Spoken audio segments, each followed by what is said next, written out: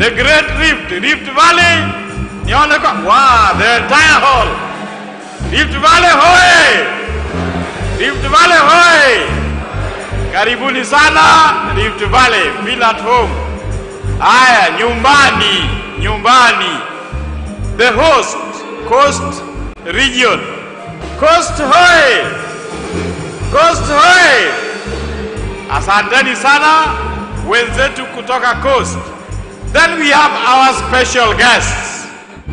Wageni wetu special kabisa from Kakuma.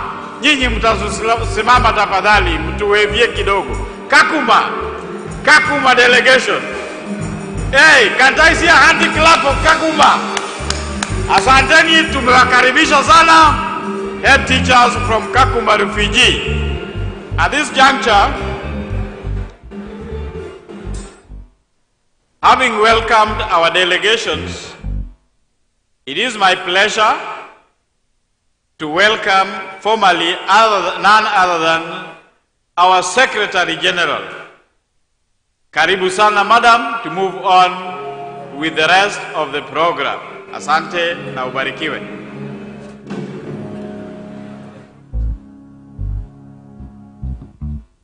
She is a powerful advocate for educational equity and children's rights in Kenya, particularly for marginalized communities. With over 15 years of leadership experience as a head teacher, she has dedicated her career to uplifting youth through quality education. Her commitment to human rights fuels her mission to create lasting change and open doors for future generations, inspiring a brighter, more inclusive future for all children. Please welcome the Kepsha National Secretary, Irene Nyaile. Thank you so much, the MC. Esteemed delegates, reference is made to the Gazette notice dated 11th October 2024, inviting all the Kenya Primary School Head Teachers Association to the 2024 AGM and conference. Thank you. I repeat, esteemed delegates, reference is made to the Gazette notice dated 11th October 2024, inviting all the Kenya Primary School Head Teachers Association to the 2024 AGM and conference that would be held from 2nd to 8th November 2024 at the Sheikh Zayed Children Welfare Center, Mombasa, with the theme, Transformative Leadership in the Digital Transition for Inclusive and Sustainable Quality Basic Education in Kenya. Thank you very much for honoring this invitation. With the powers that are vested on me as the National Secretary, I hereby convene the 21st Kepsha AGM and conference, the 21st AGM and conference. I wish you all the best throughout the conference. Let us clap as we convene our AGM this year. Asante sana.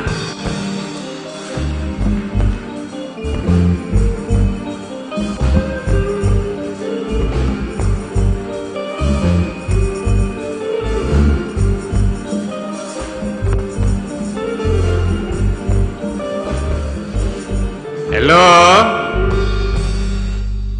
Our Honorable Secretary, having officially convened this particular ADC of 2024, now I want to invite Brother Matano. Matano, yuko wapi?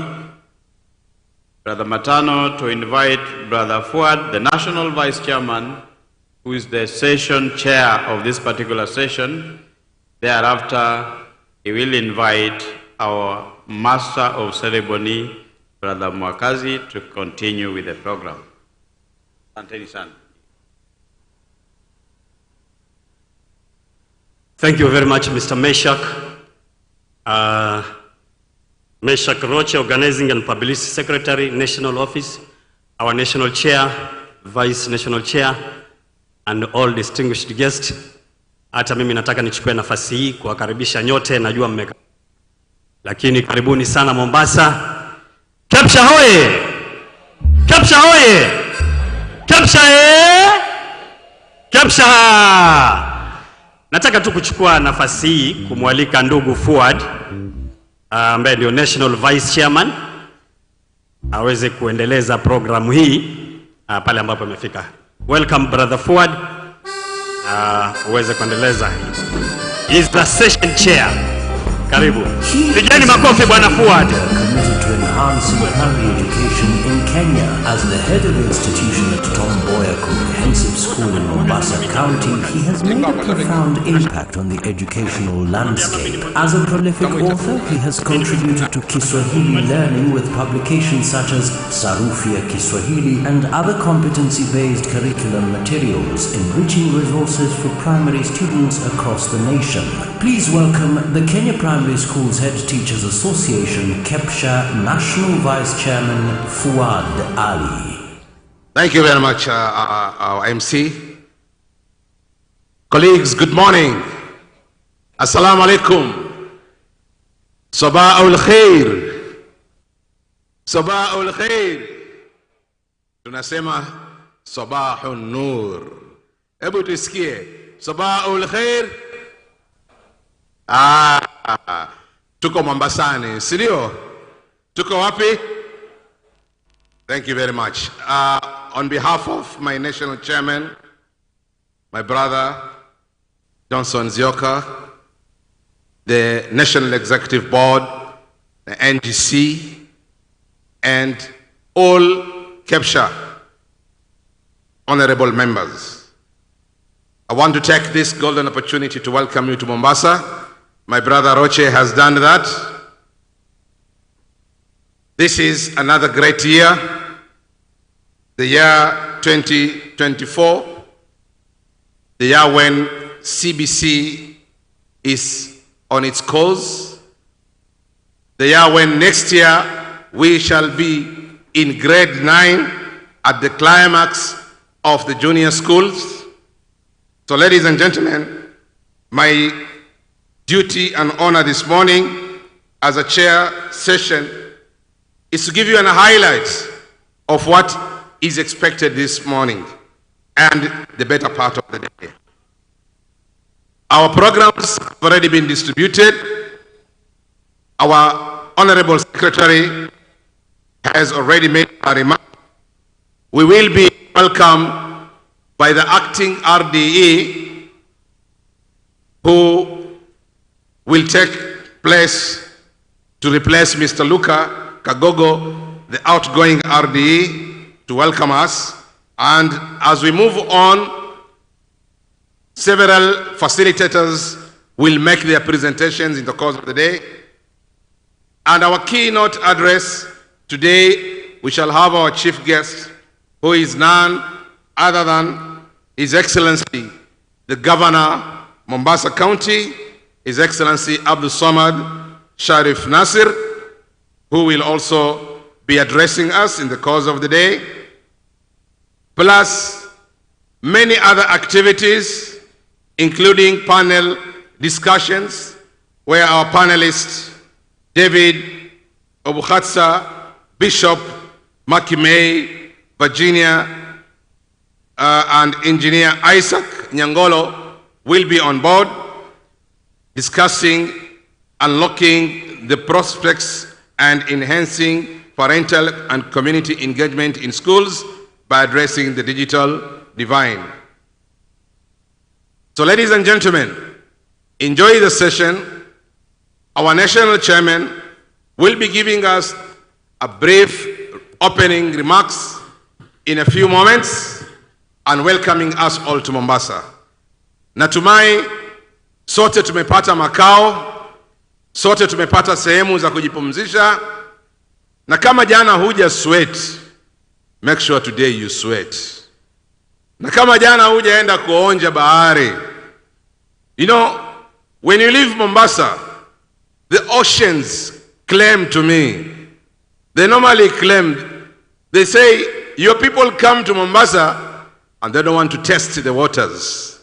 So please enjoy the oceans, but take care. Be careful. If you're not a good swimmer, don't go to the deep oceans. Kaka nao kwenye magoti pale, jioshe uso kidogo. Test the waters. Sijui kama mnajua maji ya bahari haina chumvi, ama inayo? Haina chumvi ama iko nayo? Iko nayo. Can you go and test that? I can see our MCs already in the house. So ladies and gentlemen, with so many remarks, ndugu yangu Matano na kurudishia utani, tuendelee na ratiba ya leo. We will be communicating with you time on, but make sure you visit all the exhibitions in our field outside here. Tuko na exhibitions za kutosha. The National Chair will explain that. Otherwise, ladies and gentlemen, mwambie jirani yako, karibu Mombasani. Asante sana. God bless you all. Asante sana Bwana Fuad. Karibu Mombasani. Nami basi nataka nichukue nafasi hii kumwalika mfawidhi wetu mkuu, lead MC, Bwana Johnson Mwakazi from the Royal Voice International. Karibu sana mfawidhi wetu mkuu katika kongamano hili letu. Bwana Johnson Mwakazi akiwa anakuja, tafadhali tumpigie makofi. Akiwa naona anakipaza sauti. Endelea. Asante sana. Makofi ya Bwana Matano tafadhali. Well done. Mimi niko hapa pamoja na waalimu, na kidogo kabla tuanze moja kwa moja, tumeulizwa umejaribu maji ya Mombasa. Hebu tuzungumzie, jina lako nani? Jina langu ni Philip Rugut. Ni mara hii nitajaribu baada ya mkutano. Asante. Nitajaribu leo baada ya hii mkutano. Atajaribu baada ya mkutano. Si basi itamaanisha tumalize mapema, sio? We keep time, isn't it? Bas, sasa wale wote ambao watatuzungumzia leo, utapewa wakati wako, kama dakika 5, kama dakika 10. Tunaomba tafadhali uzingatie ili tuweze kuweka time. Ladies and gentlemen, it's an honor to be here. But I want you to pay attention to the screen. Please pay attention. There was a meeting just like this one, and as a master of ceremony, I'm always very aware. So let's just have that video on the screen. It was a meeting like this one. Eyes on the screen. A Sunday afternoon church service dramatically interrupted.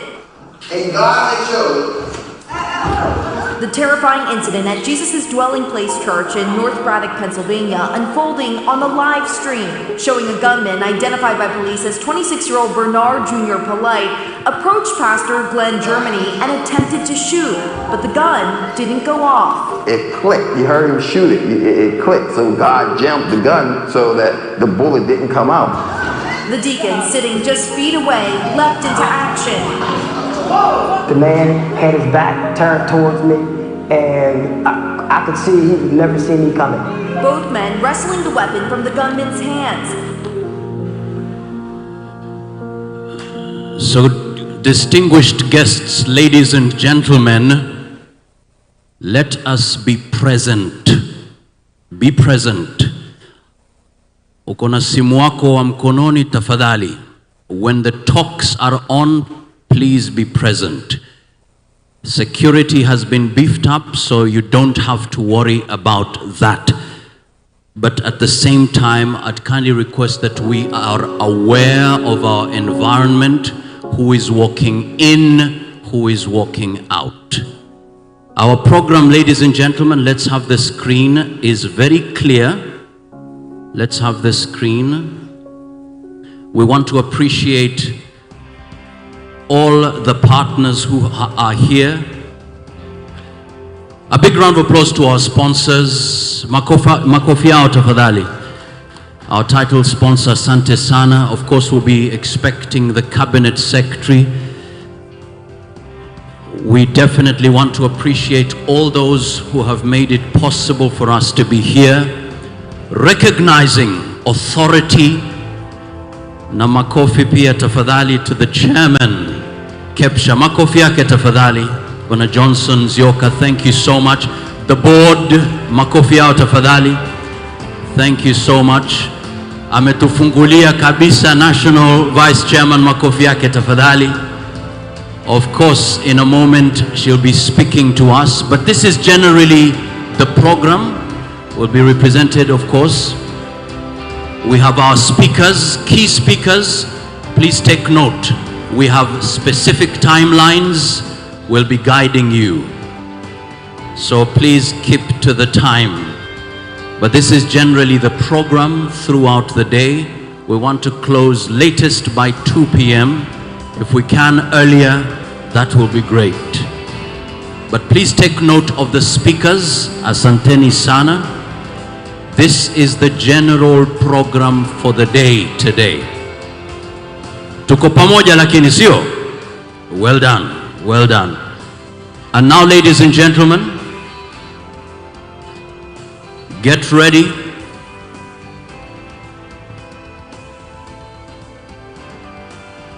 Right now, giving us a recap of the 2023 annual general meeting and conference resolutions for the next 10 minutes.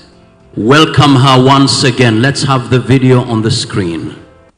She is a powerful advocate for educational equity and children's rights in Kenya, particularly for marginalized communities. With over 15 years of leadership experience as a head teacher, she has dedicated her career to uplifting youth through quality education. Her commitment to human rights fuels her mission to create lasting change and open doors for future generations, inspiring a brighter, more inclusive future for all children. Please welcome the Kepsha National Secretary, Irene Yaile. Makofi yake tafadhali. 10 minutes. Naomba munipigie makofi tena. Thank you so much, dear delegates, ladies and gentlemen. Thank you for coming in these large numbers. Nataka kusema karibu sana, karibu Mombasani. Thank you for supporting Kepsha.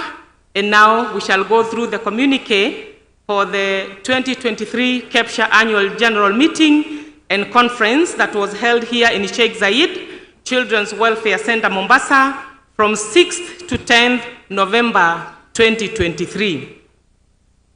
Members of the Kenya Primary School Head Teachers Association, Kepsha, drawn from the 47 counties and public primary schools countrywide, convened as per Kepsha's constitution, revised in 2020, physically and virtually, from 6th to 10th November 2023. The notice and agenda of the 2023 Annual General Meeting and AGM were issued in accordance with the Article 6, Part 2 of the Kepsha Constitution. The 2023 AGM was doubly significant as it marked the association's 20th anniversary of Kepsha's existence and served as the platform for launching the association's 2024-2028 strategic plan. The AGM facilitated a comprehensive review of Kepsha's performance for the period 2022-2023. Members assessed the progress made in implementing the 18th AGM resolutions, recommendations, and commitments by the Ministry of Education and the Teacher Service Commission, as well as the association's strategic partners. During the 19th AGM and conference, the members also benefited from informative presentations by the Ministry of Education, Teacher Service Commission, education stakeholders, partners, and experts from various fields on the various facets of comprehensive school management.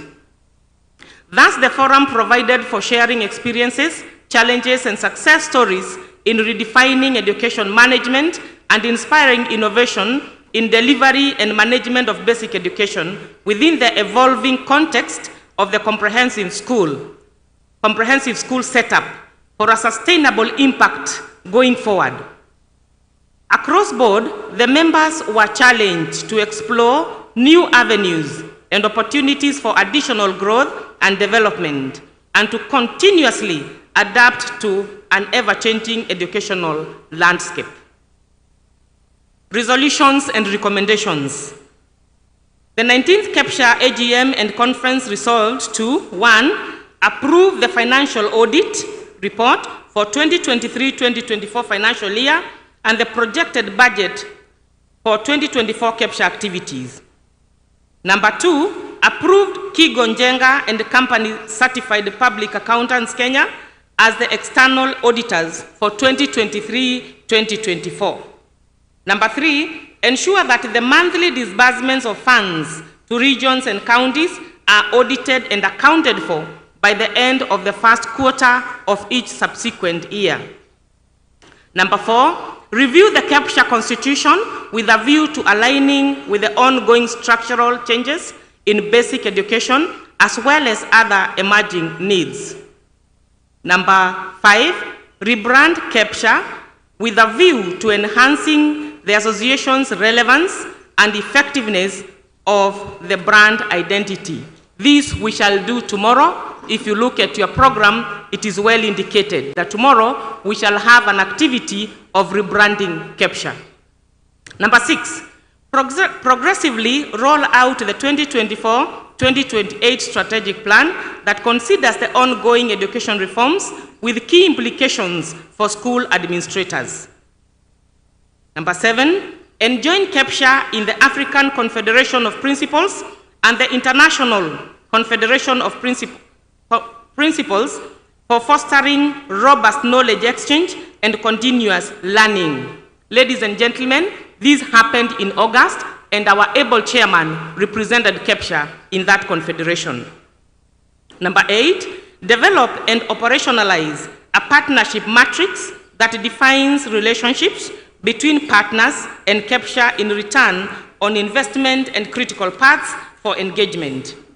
Number 9, strengthen continuous professional development of the school heads with specific focus on culture change, inspirational leadership, and career progression. Number 10, strengthen the association's outreach and increase attendance at both the regional and the national AGM and conference for enhanced knowledge sharing and policy dissemination. I want to report to you that this year we had conferences in all our regions, including Northeastern. Let us clap for Northeastern. Can we kindly clap for them? Thank you so much. I think they had their first AGM at the conference level. Number 11, establish national, regional, and school level children's councils. Number 12, promote school level initiatives that enhance equitable access, participation, and inclusivity in basic education for all learners collaboratively with the relevant stakeholders. Number 13, mainstream ICT innovation in subsequent conferences to showcase continuous learning and innovation as envisaged by the Kepsha 2024-2028 strategic plan. 14, plant and nurture a minimum of 200 trees per school annually, in aligning with the presidential commitment to increase the tree cover nationally. We have seen this happening in our institutions, and we want to thank you very much for making this come true. 15, strengthen environmental education and mainstream climate change actions across the different curriculum dimensions. 16, uphold professionalism in delivering educational services while remaining cognizant of the needs of learners, staff, parents, communities, and other relevant stakeholders. We now look at appreciation to the government, Ministry of Education, and Teacher Service Commission. The AGM appreciated the government, Ministry of Education, and Teacher Service Commission for the following. 1, affirming the competency-based curriculum CBC and 2-6-3-3-3 education structure with 2 years pre-primary school, 6 years primary school, 3 years junior school, and 3 years senior school. Number 2, creation of a comprehensive school comprising pre-primary school, to grade 9 under one management board with a single head teacher and a deputy head teacher. Number 3, planned strengthening of foundational learning for early years education as envisioned to positively. Number 4, commitment to progressively implement the minimum essential package for basic education institutions as proposed by the Presidential Working Party on Education Reforms. Number 5, dedicating additional funds in the fiscal year 2022-2023 for development of critical learning infrastructure and recruiting additional teachers for junior school. We have seen this happening and we want to continue saying thank you to the government of Kenya. Number 6, proposed review of the career progression guidelines in aligning with the ongoing education reforms and the CBA. Number 7, promoting primary school head teachers to job group C5. Number 8, verifying the eligibility of current primary school heads to serve as administrators for the comprehensive school in accordance with the junior secondary school JSS guidelines. Number 9, dedicating Kenya shillings 1 billion for promoting 36,505 teachers in the fiscal year 2023-2024, including allocation of 17,914 posts for primary school teachers across various grades. Number 10, reducing the criteria for promotion in the special needs teacher category and the academic qualifications for enrolling in the diploma teacher training programs. Lastly, continued retooling of primary school and JS teachers on CBC and primary school head teachers on JS implementation. We have seen that taking place. We want to look at requests to the Ministry of Education and Teacher Service Commission. The Kepsha 19th AGM conference requests the government through the Ministry of Education and Teacher Service Commission to do the following. 1, ensure timely release of FPE funds, preferably prior to opening of schools, in order to ease the operations of the schools. I think we have witnessed this, especially in term 2 and term 3. If we have, let us clap for the Ministry, Teacher Service Commission and the government of Kenya. We have seen that happening in the previous two terms. Number 2, promote primary school head teachers to match the expanded responsibilities related to management of comprehensive schools. 3, recognize and promote the primary school teachers and head teachers who have furthered their studies. 4, include a dedicated budget line for Kepsha and Children's Council activities in the capitation grant to ease the operations. And number 5, enhance security for learners and teachers in areas affected by insecurity. Lastly, review the current examination policy with a view to addressing the emerging challenges of learners. That is the end of our communique. I now call upon one of us to propose and another one to second if that was what we deliberated on. Yes, please. Your name and TSC number.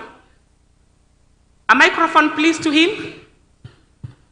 Let us have a seconder ready to second. Thank you. I am Ahmed Deko from Northeastern, TSC number 230742. I propose. Thank you so much. Let us have a seconder. A lady, if possible. A lady, if possible. Yes. Thank you. I'm the Reverend Ruth Atieno Ongole. I'm seconding. Thank you so much, madam. Kisumu Central, TSC number 277019, almost retiring. I thank God. Clap for that lady. Asanteni sana. I want to continue wishing you well as we continue deliberating on matters conference this year. I want to wish you well and good health. Thank you so much. Thank you so much. A big round of applause, tafadhali. Makofi to Madam Irene. Thank you so much. A quick announcement, please. Take note of this quick announcement. Let's have it.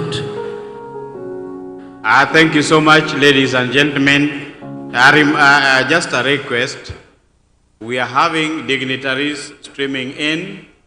We have reserved chairs for our guests because these are your guests, and it would be so disheartening to have a guest standing and having nowhere to sit, yet he or she was invited. That is why we have reserved the front seats for our guests. The NEB is sitting at the extreme end. The third row will be occupied by the NGC. We are asking our delegates that we have reserved enough seats for you in the auditorium, in our dome tents. We have enough seats, and kindly, if you are asked to vacate the seat because it is meant for a guest who is coming, kindly heed that and comply. Let us be courteous enough to understand that hawa wageni ni wetu, ni wageni wako. Hakuna vile watasimama na wewe umeketi, na pia tuko na viti vya kutosha. We don't have shortage of seats. They are scattered all over. So find a space. Especially at that end, our three gentlemen, kindly, we have asked you to vacate those seats because we have reserved them for your own visitors. Please bear with us. Asanteni sana. Asante, makofi yake tafadhali for that announcement. Up next, ladies and gentlemen, we want to focus on Elimu Taking Schools online program. Tafadhali tumkaribishe. He is a trailblazer in driving Kenya's digital future and shaping a thriving, interconnected educational ecosystem. Through his leadership of the Taking Schools online initiative, he has championed digital inclusion in education since 2008. His passion for diverse cultures, golf, and strategic games reflects his dynamic approach to life and leadership, embodying a relentless drive for impact and progress in Kenya's digital and educational landscape. Please welcome the Elimu Holdings Chief Executive Officer, Davis Waithaka. Makofi tafadhali, 10 minutes, please. Thank you, Bwana MC, for that very humbling introduction. I know I'm talking to Hois, so I'll be very respectful and ask you, take out your phone, and open www.mwikiprimary.sc.ke.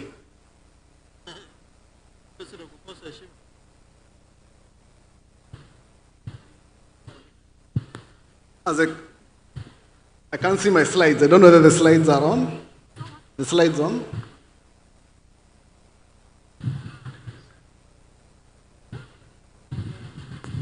So, okay, so I'll be asking you to just go to the next slide. So let me just get, have you gotten the website? mwikiprimary.sc.ke. If anyone gets it, go to, scroll down and see whether you can see school profile or school pages or school information. So my name is Davis Waithaka.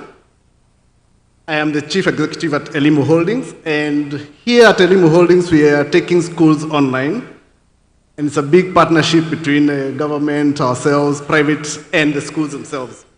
So just go to the next slide. And because this is an education forum, so we are going to use a lesson format. I need you to have 3 key learning objectives. 1, what is taking schools online? 2, why are you taking schools online, or why are we taking schools online? And 3, who is doing this work for the schools around the country? I'll start with the Ajira digital program. This is an initiative started by the Ministry of ICT and Digital Economy. And its work is to provide employment or job opportunities for young people in your localities through digital and online jobs. And this is a partnership between government and private sector, and they are part of taking schools online, and you'll see how. The next slide is about Elimu Holdings. Elimu Holdings was started about 2008, and our mission is to connect all schools to the world. One of our goals is to build official websites for 100,000 schools across Africa, but charity begins at home, so we are starting with schools across Kenya. A third partner is Kenya Network Information Center. Now, this is the next slide. It's a public-private partnership that manages school web addresses. So anytime you hear tsc.go.ke or kplc.co.ke, the person managing that .ke is called KENIC, and they are part of us. So why are we doing this? You can go to the next slide, the one with Mandela.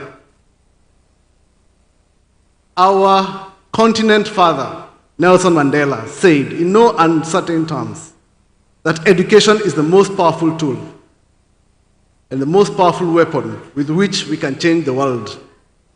And the theme of this conference is transformative leadership in digital transition.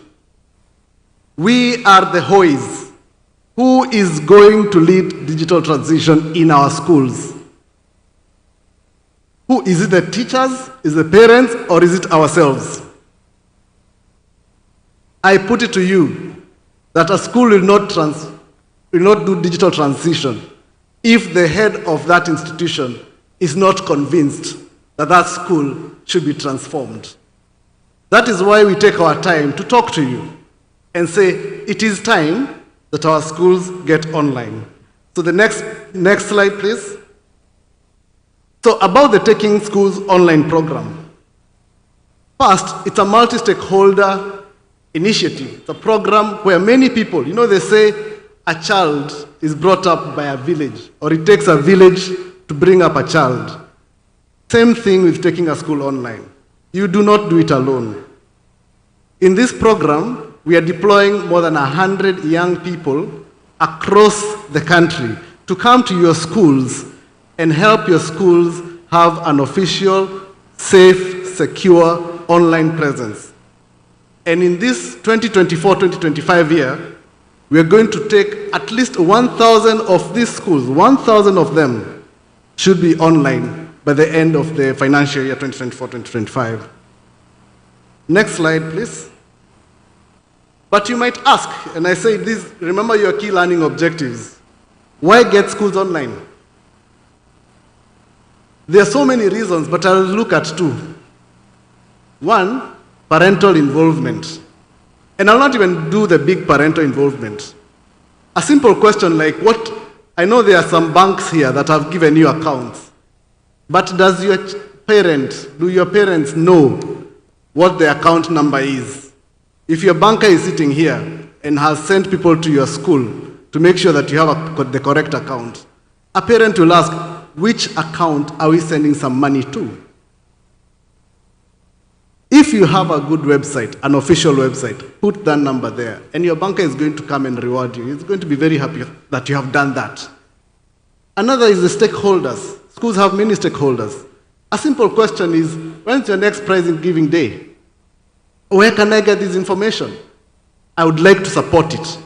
Without an official website, how are you going to talk to these stakeholders? They must call somebody, and sometimes they don't get the right information. Next slide. But after you get that website, after you're online, like the one I said, www.mwekiprimary.ac.ke, ensure that you're delivering value to your stakeholders. That your stakeholders, the parents, teachers, and students, parents can get resources that they can't find anywhere else, that are put there by the school, by your teachers. And that students can get some digital tools, digital learning apps, digital learning material. In this week, you're going to have a lot of people who have digital solutions. If you have a website, host that solution on your website. Also empower your teachers to manage those websites. Again, we have 100 people around the schools. They're coming to you, and work with them to make sure that your website delivers value. So what do the schools get? Next slide. So under this program, your school will get an official web address. For instance, just to give two that are available, www.victoriacomprehensive.ac.ke and wikiprimary.ac.ke, as you said. Then you can get subsidized education content and learning tools. We have some training and capacity building, again, done through the Ajira program across your schools. And most importantly, move away as a hoist, as a head of your institution, from using your Gmail account for official business. And now use headteacher@myschool.ac.ke, headteacher@mwikiprimary.ac.ke, not Peter Owor@gmail.com. Next slide. I just want to show a snapshot of what I asked you to open. So the next two slides, that's Mwiki Primary's website, run and passionately driven by the head of that institution. I don't know whether the Mwiki Primary school head is here. If you're here, just wave. I've invited people to your website. And the next one is also about Mwiki Primary. But it's not just primary schools. The next slide shows that even some of the most recognized schools are using this. That's Alliance Girls that you see there, also using an Elimu website. It tells us what our reach is. In the past 15 years, we've done websites for more than 1,200 schools. We are going to do another 1,000 schools with the help of the Ministry of ICT and Ajira Digital Program.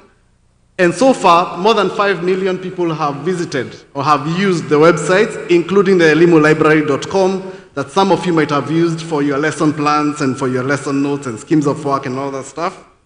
Next slide. And it is my work, my role, to make sure that over the next 1 year, we have at least 1,000 schools online across about 40 counties at least, and at least 100 people or 100 young people in your neighborhoods helping you to make these websites come online. But there is one key slide that I want all of us to look at, the second last slide. The next slide is that taking schools online is not a one-man show or a one-woman show. You can sponsor a school to be online. You can help these schools create websites. And we will help you appear on all those websites as a sponsor. You could be a bank, you could be a digital app, you could be a publisher. Mm-hmm. But on those websites, we'll put your link because you're supporting these schools and you're helping those schools go online. So take advantage of the over 2 million school community people, parents, teachers, students. Work with a network of young people. Gen Zs have showed us that they are the market for tomorrow. Gen Zs have told us that they are ready to work, and they are working with institutions like yours, primary schools and comprehensive schools. And most importantly, put your brand with these schools. Mm-hmm. Thank you so much. The last slide is about how you can reach us. But I want to make sure that you come to our tent right there. Ensure that your school goes online. We have support for you, but make sure you see somebody on an Elimu t-shirt or at the Elimu tent. It's a big black, green and yellow tent right at the entrance. Thank you so much for your time. A big round of applause to Bona Davis. Thank you so much. Let's have the screen very quickly so that we can move. Thank you so much. Our next speaker is here. Please welcome, ladies and gentlemen. He is a dynamic and passionate advocate for education in Kenya, dedicated to empowering students, parents and teachers to reach their fullest potential. As a Goodwill Ambassador for Education, founder of Nuru ya Sanaa Media Productions, and CEO of the Kenya Digital Principles platform, he brings transformative ideas and inspiration to the educational landscape. With roles as a mentor, life coach, CBC facilitator, author, and motivational speaker, he tirelessly works to uplift and guide those in the education sector. Please welcome Ambassador Wambugu Wakamau. Please, ladies and gentlemen, clap for me. Please, ladies and gentlemen, clap for me. CBC, let us stand up. We sing that song. CBC Manenos. Let us stand up. Wambugu Wakamau. Namna hii. CBC.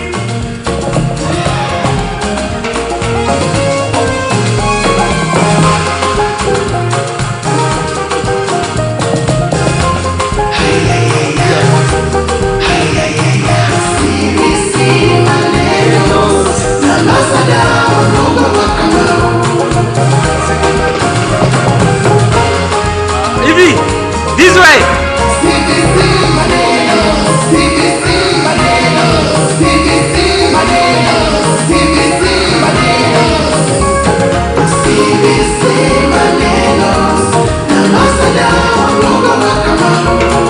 Thank you very much. Mukiwa mugesimama, simameni. I want us to do something that will show why CBC is very hard for you people. Why CBC is very hard for you people is because of your conditioning, of your conditioned mind. Sasa nataka you clap. Everybody. 7 personalities of people. In your school, you are dealing with many people. And some of them are like wheelbarrow. They are not responsible. They allow you to carry their burdens. This is personality number 1. Another one, a mosquito. They suck your blood, sweet blood, and instead they put you poison. The watu kama hao wako, mnawajua. Hii kitabu inaelezea hao watu ambao mnadeal nao. 365 declaration. This one is good for a head teacher because it has quote for every day that will inspire you throughout the year. We have gift. This one is a very good gift. It has 7 C's. Critics, people who criticize you are very good. They tell you, they give you feedback. We have the cheerleader, the champions, they are here. And then we have these posters that will change your school. This is a comprehensive calendar. It is called CBC Comprehensive School Calendars with the term dates. Sasa watafungua January 6th, waende midterm 26 February to 1st, 2nd March. Hii yote utapata kwa CBC Maneno package. This calendar you'll never find it anywhere. It has everything in one calendar. And then this is the comprehensive career wheel. Comprehensive career wheel. Hii kona all the pathways yote under one roof. STEM 60%. Social science and sports 20%. Na hiyo ingine. Mukikuja kwa stand yetu CBC Center, we'll explain all that. And my time is almost going. And we have this diary. Hii diary ni mzuri sana.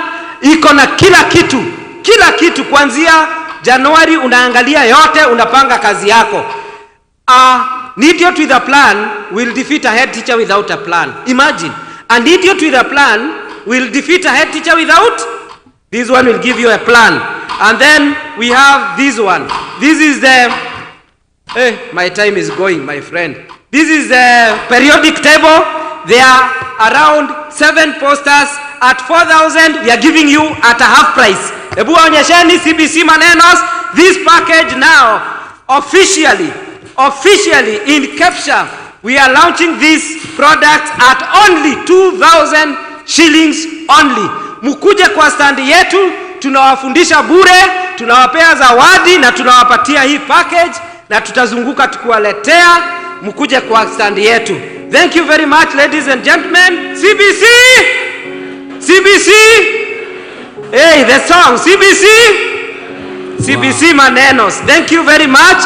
Now you can get our package officially at 2,000 shillings. Amen.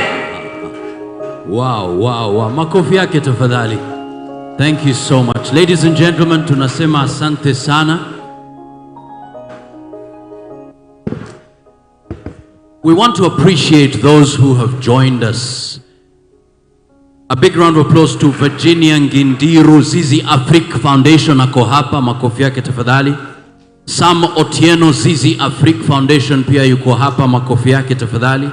David Ochieng Olom, M-Pesa Foundation yuko hapa, makofi yake tafadhali. Linda Obado Brookside, General Manager Marketing, asante sana. Dr. Purity Ngina, CEO National Gender and Equality Commission, thank you so much. We appreciate that you were able to make it here. Now, listen. One of you might just walk out of Mombasa with a brand new car. You heard me right. Yes, a brand new car. So be attentive. Be attentive. In the meantime, ladies and gentlemen, time to listen to key partners. 10 minutes each. A big round of applause to Brookside Dairy Limited, makofi yao tafadhali. 10 minutes, followed by the Cooperative Bank of Kenya Limited Gold sponsor. Let's start with Brookside. Karibuni sana. 10 minutes, please. Once you hear this sound, please know you only have 1 minute. That's the sound of the clock. It means you have 1 minute. Go ahead, your 10 minutes begin now. Go ahead. Thank you. Good morning, everyone. Habari asubuhi. It's nice to meet you all. My name is Linda. I'm the General Manager for Marketing at Brookside. Accompanying me, of course, first of all, protocol observed, our chief guest, good morning, leadership of the Ministry of Education and the Kenya Primary School Heads Teachers, Executive School Heads, karibuni sana and good morning. So I'm accompanied with my colleagues, of course, Yezi Tembea peke yangu, our Corporate Communications Manager, Wilson Okongo, and our Institution Sales Manager as well has accompanied me, Caroline Mudhoni. So as Brookside, of course, we are delighted to be part of this meeting of minds, a congregation of our school managers from across the country. For the past 3 decades, Brookside is now 30 years, for the past 3 decades, Brookside Dairy has been at the forefront in supplying the market with high-quality dairy products that satisfy the ever-changing needs and preferences of our consumers, and we continue to do that. We offer the widest, and we can say proudly, the widest array of products, which include our ever-popular white milk, the fermented range of products like our yogurt, our butter, ghee, cream, and also our flagship product for this specific session with you, which is our milk powder. All those meet the highest international standards of quality, and we remain cognizant of the same. So you all know Brookside Dairy products. They have a distinct reputation for their attributes of good quality and affordability, and making them popular to all sections of the population. As you'll witness in our exhibition, kila mtu anasema tuko na tent hapa nyuma. As you'll witness in our exhibition tent outside this hall, for example, the Brookside Dairy Milk Powder is a perfect solution for your institutional nutritional needs. It's rich, pure, and presents instant goodness. Our milk powder is also rich in protein, calcium, and vitamins A and D, all crucial for the development, especially of our pupils. It comes in convenient packaging and of sachets and tins to suit your various situational needs. I therefore wish to invite all the Kepsha members to take advantage of our efficient national distribution network that guarantees you availability of our products throughout the country. We'll be ready to further engage you in our diverse range of products, including the powder, when you visit our exhibition hall just outside our exhibition tent just outside the hall. Finally, I wish to announce that in recognition of this important role the head teachers play, Brookside Dairy has donated 1 million shillings to your association. Nangoja makofi hapo kwanza. Thank you very much. Donated 1 million shillings to your association and another 1.8 million in product samples, merchandise and other logistics to support this year's event. So asanteni sana, and I think I've saved some of my time. Thank you very much, everyone. Make sure to visit our tent outside. Asanteni. Now, a big round of applause. They've kept time and even donated time, so you need to visit Brookside. Makofi yao tafadhali. Up next, ladies and gentlemen, Cooperative Bank, the Cooperative Bank of Kenya Limited Gold sponsor. But before that, a gift of appreciation. Makofi tafadhali to Brookside Dairy Limited, a sponsor. Asante sana. Look at that, ladies and gentlemen. Makofi tafadhali. Please visit them. Asante sana. Up next, ladies and gentlemen, the Cooperative Bank of Kenya Limited. 10 minutes. Be on standby. 10 minutes. 10 minutes. Asante sana. Your 10 minutes begin once you speak on the microphone. Go ahead. 10 minutes. Good morning. Habari zenu. Good morning. My name is Jackson Mwendo, Head Consumer Banking. All protocols observed. Kepsha Chairman, the National Executive Council, esteemed educators, distinguished guests, all invited guests, ladies and gentlemen, welcome to Cooperative Bank. For us, Cooperative Bank, we offer universal banking, and we are welcome to our 177 branches. We have a wide range of products. We have 600 ATMs where you can access your funds. We have the mobile banking, and also we have 17,000 agents where you can access your funds. For us, it's a great privilege to be here today at this important Kepsha Annual General Conference. I'm thrilled by this year's theme, transformative leadership in the digital transition for inclusive, sustainable, quality basic education in Kenya.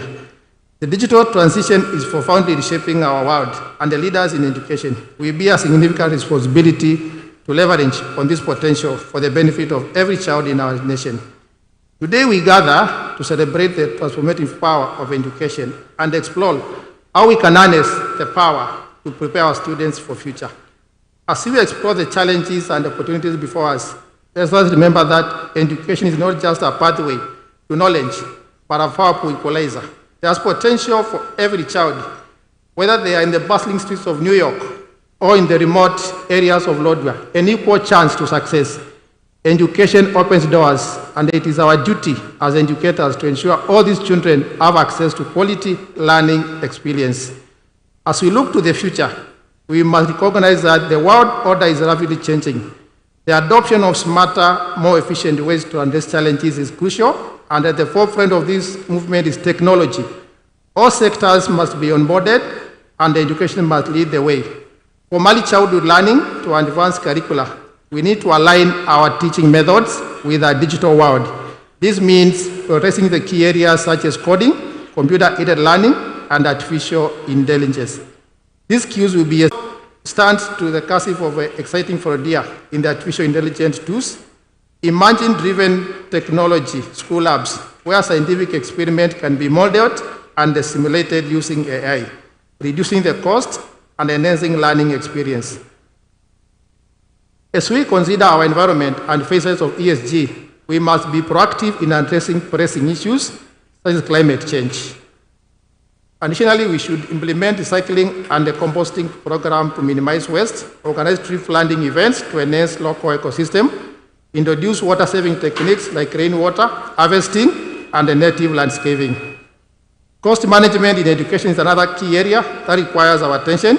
We must explore innovative financial strategies such as lease-to-buy model for asset acquisition. This approach can help schools access resources they need without straining.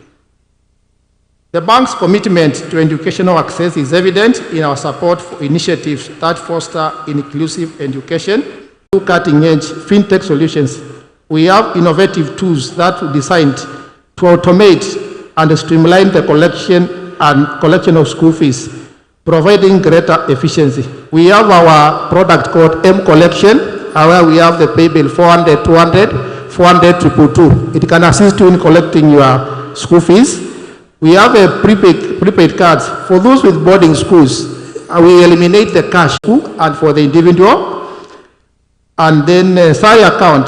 This is an account that for those who are not banking with us, you can open a salary account. It has no charges, and it will assist you to access loans, mobile loans, and through our digital lending, which you can access 1 million through the phone. You are welcome. Again, in supporting the affordable housing, we have what we call KMRC mortgage affordable housing. That is at 9.5%. You'll be able to own your house. You can visit us. We'll be able to support you. This is through your payslip. Empowerment trainings. The bank has an financial service arm that focuses on growing customers through physical trainings, networking forums, webinars, and this greatly complements our financial solutions. And this far, we've been able to transform 200 business in different sectors like trade, education. You also are welcome on that part. As I conclude, I want to express our heartfelt appreciation to you, educators and stakeholders, for your incredible dedication and hard work in transforming education in Kenya. Your passion, resilience, commitment to nurturing younger minds are truly inspiring. You not only impart knowledge, but instill values and life skills that empower students to become responsible citizens. Your efforts in adapting challenges and creating engaging learning environments have made lasting impact on countless lives. Thank you for your unwavering commitment to excellence and for being guiding light to the educational journey of many. Your work is shaping the future of our nation, and we are deeply grateful for all to you. On behalf of our Group Managing Director and CEO, Dr. Gideon Buriuki, we Cooperative Bank of Kenya affirm our determination and commitment to support education sector by coming up with innovative solutions to support in digitizing the education sector. Kindly visit our tent for more information on our exciting solutions. You can spill the wheel and get something. Our tent is just behind this hall here. We're at Mwakaribisha Wote. And to close, I want our rallying call at CoBank. When I say CoBank, please say, we are you. CoBank. CoBank. Karibuni CoBank.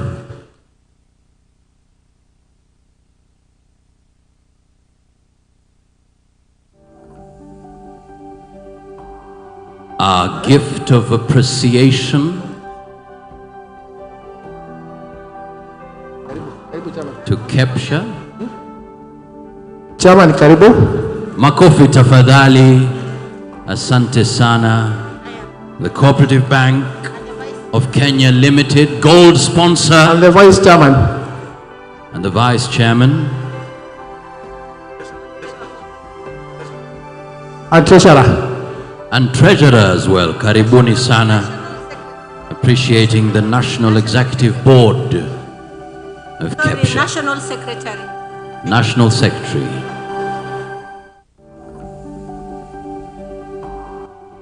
Makofi tafadhali. We want to celebrate this moment. Thank you so much. Asante sana. Asante sana. Thank you so much. And I'd kindly request Bwana Thomas Ndeda, National Executive Board Member, Deputy National Treasurer, to be ready with a gift of appreciation to the Cooperative Bank of Kenya Limited. Tafadhali. Asante sana. Bwana Thomas Ndeda, on standby, please.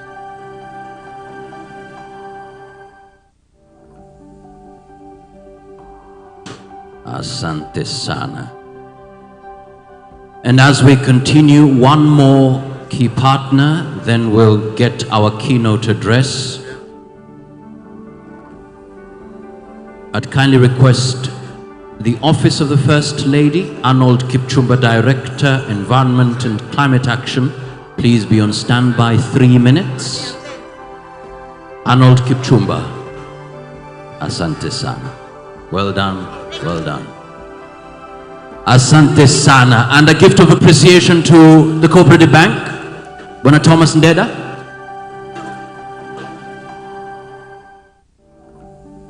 Asante.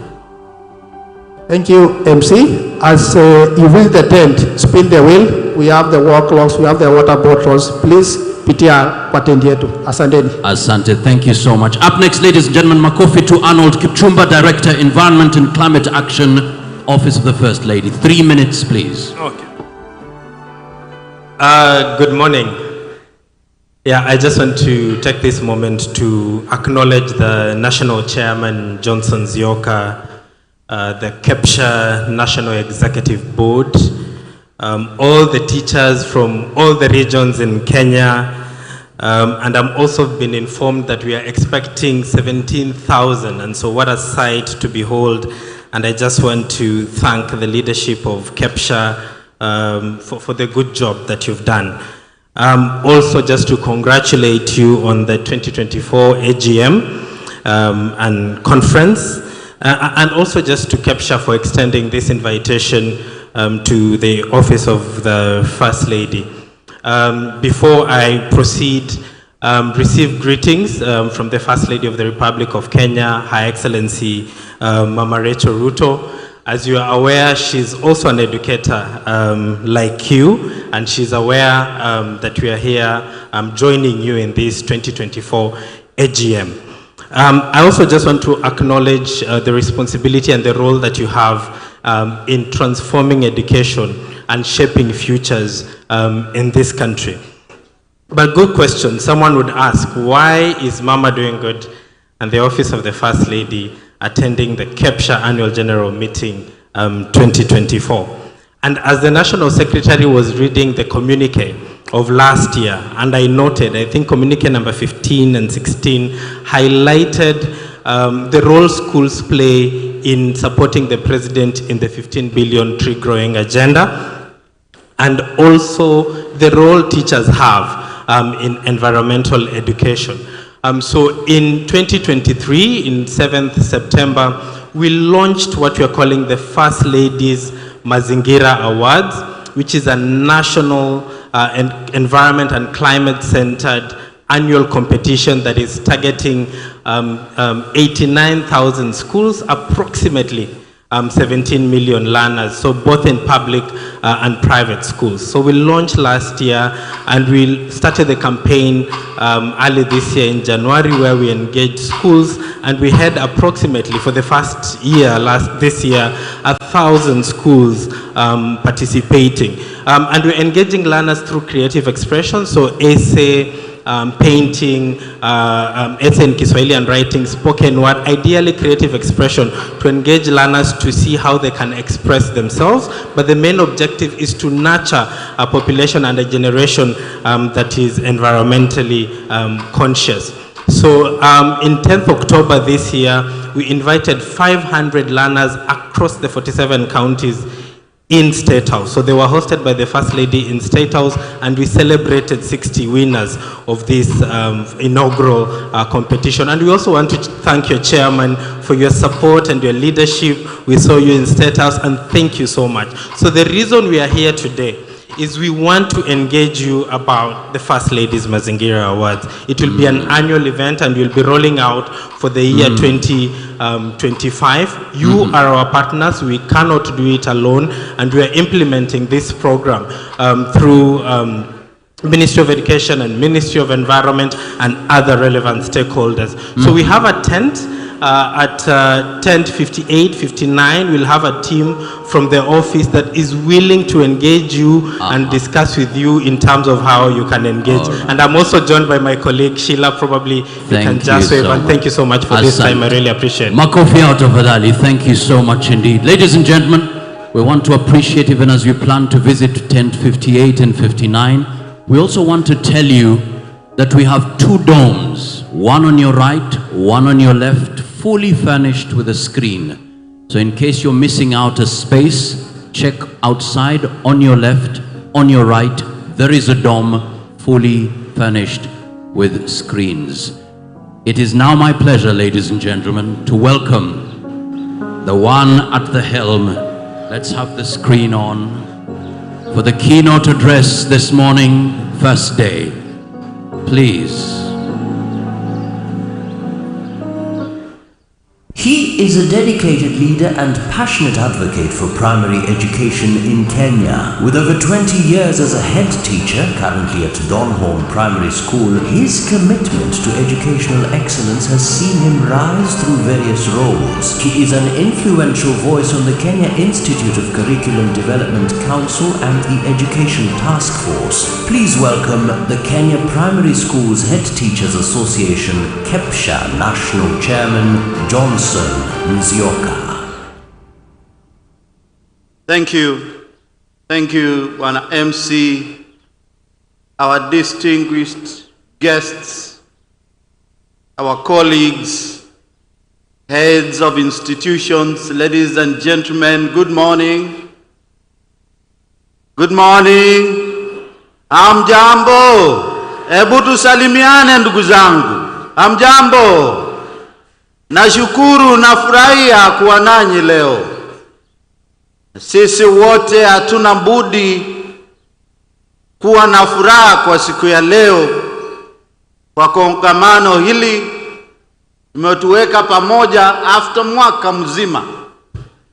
So I want to take this opportunity first and foremost to thank God for blessing us and enabling us to be here this morning.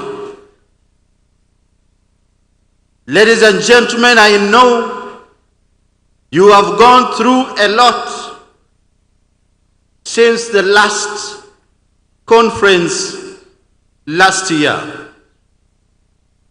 And what is culminated to this conference today is your efforts, your hard work from all the corners of this nation. So I'm proud this morning, taking this opportunity to welcome all of us to this very important meeting. Before I go to my written speech, I want to say today we are having a record conference. Let everybody everywhere in this country note, head teachers of the institutions where they are primary schools and junior schools, today they are making a record of coming together in great numbers to exchange ideas, to learn from educators. Saying a record conference because for many, many years we have not been able to realize such a huge number of delegates. Today we are expecting 15,000 already registered delegates. That's a record number. Ladies and gentlemen, this has been realized because of the team we are working together, and I therefore wish to recognize the team of National Governing Council members, wherever they are, to just stand and wave at our members. National Governing Council members, just wave at the members. Give them a clap, please. Thank you. That is the team which has enabled this arrangement. And may I wish to this time recognize the National Executive Board members. The National Executive Board members. Without order, please remain standing. Without order, from that end is Madam Winnie. Thank you very much. Mr. Roche, who is Organizing and Publicity Secretary. Mr. Dubat, the Deputy National Organizing Secretary. Mr. Siela, the National Executive Member. Bishop Dr. Maki May, a National Executive Member. Mr. Thomas Denda, the Deputy National Treasurer. Mr. Nicodemus Musyoka, a National Executive Member. Mr. Kennedy Cheva, the National Treasurer. Madam Irene Yaile, the National Secretary, and the National Deputy Chairman, Mr. Fuad Ali. Ladies and gentlemen, that is the team that have been working harder and that has enabled us to have this conference. Again, I should say this conference is a conference with a difference because we have been assured, unlike what is showing in your programs. In your program, it is shown that the CS Education will be our chief guest. The CS for Education, Mr. Ogamba, is indicated as the chief guest. But due to some change later, after that program had been printed, we have a new program where our chief guest tomorrow will be none other than the head of Public Service and Secretary to the Cabinet in this country, Mr. Honorable Felix Koskei. That is confirmed. Our chief guest will be here with us tomorrow, who will officially open this conference. But today, we shall be honored, as you might be have been informed, to have His Excellency Abdul Swamad Sharif Nasir as our guest of today. Ladies and gentlemen, we are proud because you are being blessed. Being blessed with such guests is showing confidence in what we are doing. And because what you have been doing it confidently. One, to implement CBC. Two, to ensure that junior school has taken root without any issues. That is our pride, and that is the pride of every leader in this country, for you, for the great work. I also want to appreciate that we have had very strong partners this time. We have had partners like KCB who have come up very strongly to support us to see success of this conference. Partners like Cooperative Bank who have come very strongly. KICD who have been working with us. SEPO, Oxford Press, Zizi Afrig, Brookside, MKU, Mount Kenya University, and Save the Children. Ladies and gentlemen, I also want to say that we have been blessed this time round as a conference with a difference to have special guests from Kakuma and Dadaab refugee camps. Those guests of ours from Kakuma and Dadaab refugee camps, kindly be upstanding. We want to appreciate you and welcome you to our conference. Please welcome these guests. Yes, we want you to feel you are part of us. And from today on, we are welcoming you to be members of Kepsha. Thank you very much. Ladies and gentlemen, it is my great honor and privilege to now address you today at our 21st National Delegates Conference. Our theme this year is Transformative Leadership in the Digital Transition of Inclusive and Sustainable Quality Basic Education, Prospects and Challenges for Kepsha. This theme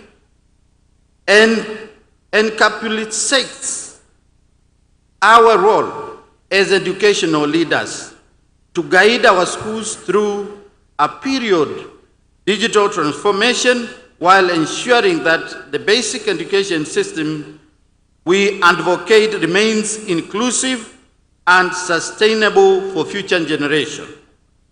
It recognizes the imperative of preparing learners for success in a rapidly evolving digital landscape by seamlessly integrating digital tools, resources, and methodologies into the school curriculum and in operations.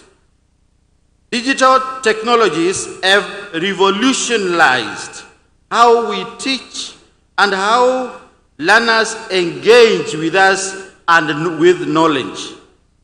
In today's interconnected world, technology offers us new opportunities to expand access to learning resources, enhance education quality, and streamline school management. However, these opportunities come with significant responsibilities.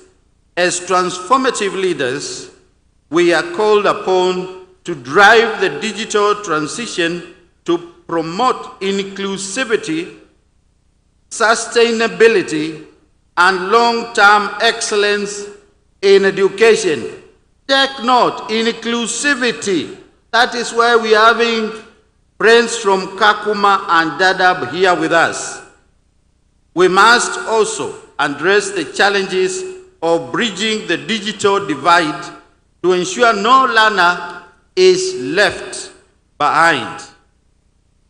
What are the key questions we should be asking ourselves? This should include: 1, how can we use digital tools to improve learning outcomes? How do we ensure no child is excluded from this digital transition? What new skills must we develop to lead effectively in this era? And we should see as leaders, these answers lie in embracing transformation.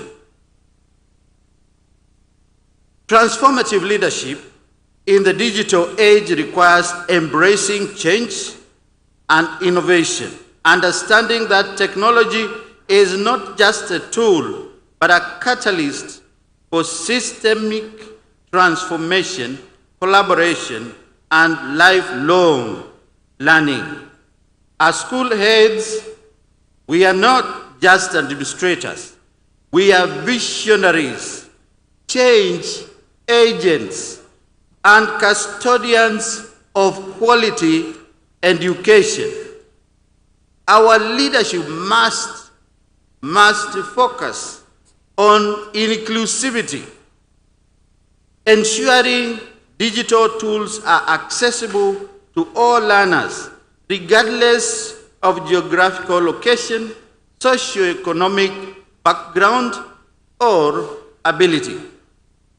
Innovativeness, continually finding new ways to integrate technology meaningfully in our curriculum and teaching methods. Sustainability, building long-term systems that can evolve with technological advancements and changing of educational needs. And what are the prospects we are looking at as Kepsha?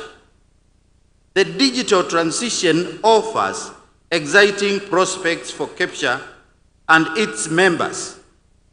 For Kepsha, this means leading digital initiatives that empower school aides to manage resources more effectively, improve communication, and enhance environments. That is why we have brought on board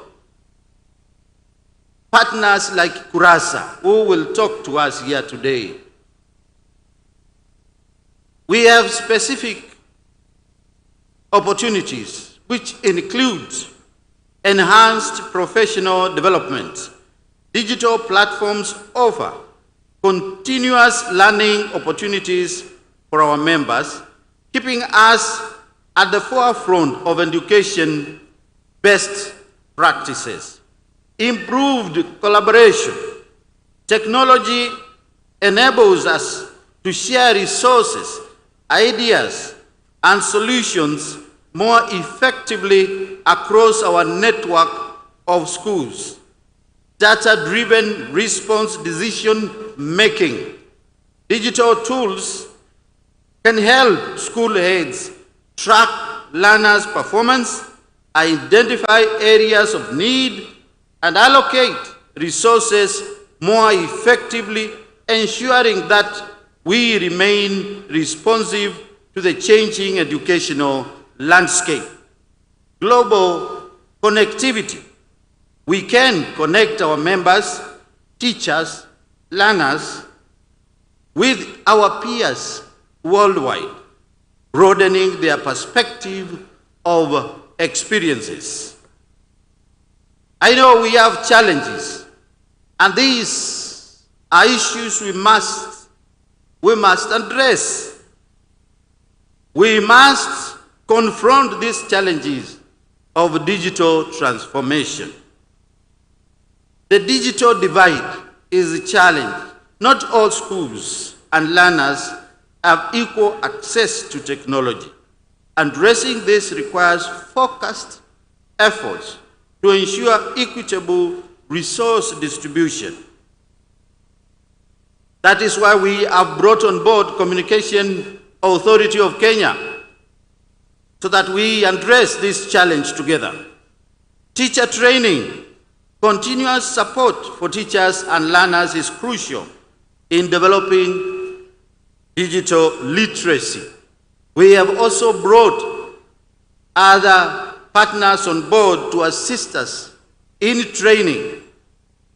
Cybersecurity and ethics is a challenge. As we increase our digital footprint, we must ensure responsible and ethical use of technology by our learners and teachers. This includes internet safety, digital privacy, information literacy, and online etiquette. This is something which has been abused very much. The digital etiquette, and all of us should take it upon ourselves to educate ourselves on the best etiquette in the use of digital tools. Balancing technology and human interaction. There is no way technology will replace human interaction. And therefore, while digital solutions offer innovative learning, they should complement rather than replace the essential elements of human interaction, mentorship, and hands-on learning that are critical in shaping the young minds of our learners. Looking ahead, as school heads, we steward initiatives with long-term benefits for our learners and society. Kepsha's strategic plan for 2023-2027 outlines the strategic objectives to enhance digital learning, build the capacity of school heads, and promote inclusive education policies. And therefore, as we look ahead, Kepsha's role would be on key responsibilities, one being championing the policies. As Kepsha, we shall have to champion the policies that ensure Kenya's education system remains inclusive, sustainable, amid technological advancements, catering for the unique needs of every learner and fostering skills that are essential for success in the 21st century. In advocating for infrastructure and resources, including digital devices, digital content, and reliable internet connectivity to support technology-enabled learning environment. As Kepsha, we are advocating for this, and that is why we had a speaker here, and we shall have others who will talk on how we are going to work together, collaborate with them to ensure this is done. Promoting pedagogical approaches that empower learners to take ownership of their learning, fostering creativity, critical thinking, and collaboration. Capacity building and support to empower school heads and teachers with the skills and knowledge to leverage digital tools effectively. Promoting utilization of digital tools to collect, analyze, and interpret learners' attendance, participation, and performance data to inform decisions on instructional practices, targeted support. We are rolling out such a program through Kurasa Africa. We have signed an MOU with Kurasa Africa to ensure such programs are introduced to all our schools in this country. Fostering partnerships with the parents. We are engaging with the Parents Association so that we have the parents. We are engaging with the government. We are engaging with EdTech organizations. We are engaging with other partners and the community to build an inclusive digital ecosystem that serves all Kenyan learners equally. As we engage in discussions over the next few days, I encourage each one of you to, one, share your experiences and best practices in digital integration. We know, we have been told here, Mwiki Primary, they have got their website on. How many others do we have? These are experiences we are supposed to share in this forum during the official discussion and during our informal discussion so that we can learn from one another. Evaluate how technology can enhance our schools' operations. Collaborate on developing a Kepsha-wide strategy for an inclusive, sustainable, and a quality-focused digital transition. Remember, our goal is not digitization for its own sake, but to leverage technology to provide the best possible education for every child in this country. In conclusion, ladies and gentlemen, let us embrace our role as transformative leaders in this digital age. The opportunities before us are very vast, but they require bold leadership, innovation, and an unwavering commitment to inclusion and sustainability. Together, we can harness the power of technology to transform basic education in Kenya, making it more accessible, equitable, and capable of preparing our learners for the future. Let us approach this digital transition with wisdom, creativity, and dedication to our learners. Thank you, and I look forward to productive discussions, collaborations in the days ahead as we leave this conference on Friday. We shall leave transformed leaders.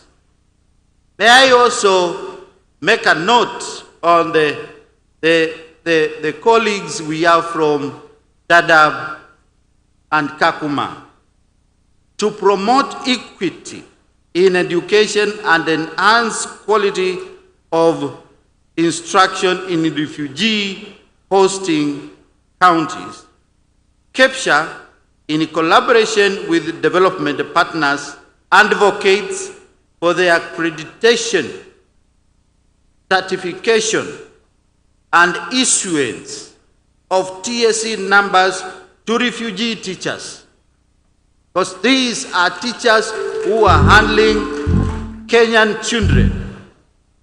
And any child who is within our borders are Kenyan children.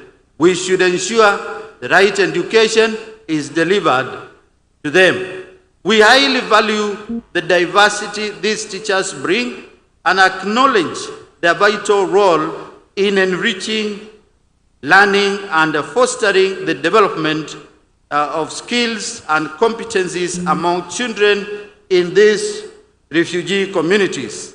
It is essential that refugee teachers have access to the same professional development opportunities as the national teachers, ensuring collective effort towards delivering excellence in teaching and learning in those communities. Ladies and gentlemen, once again, I thank you very much, and I welcome you to this 21st conference, and wish everybody well as we deliberate throughout this week. Thank you very much, and most welcome. Makofi tafadhali to the national chairman. Asante sana. Sailwind band, makofi yao tafadhali. Aya, makofi, tupige makofi with that rhythm. Makofi ya juu, makofi ya juu. Tushangilie Kenya taifa. Makofi tafadhali. Aya. Kenya tunayoipenda. Daima. Tushangilie Kenya taifa letu tukufu. Unaweza inua mkono juu tafadhali. Kenya nchi tunayoipenda. Kenya nchi tunayoipenda. Asante sana Sailwind.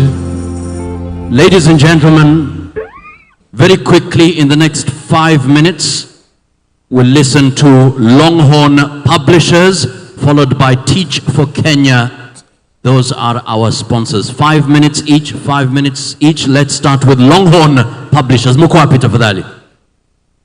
5 minutes. Your 5 minutes begin once you start speaking. Go ahead.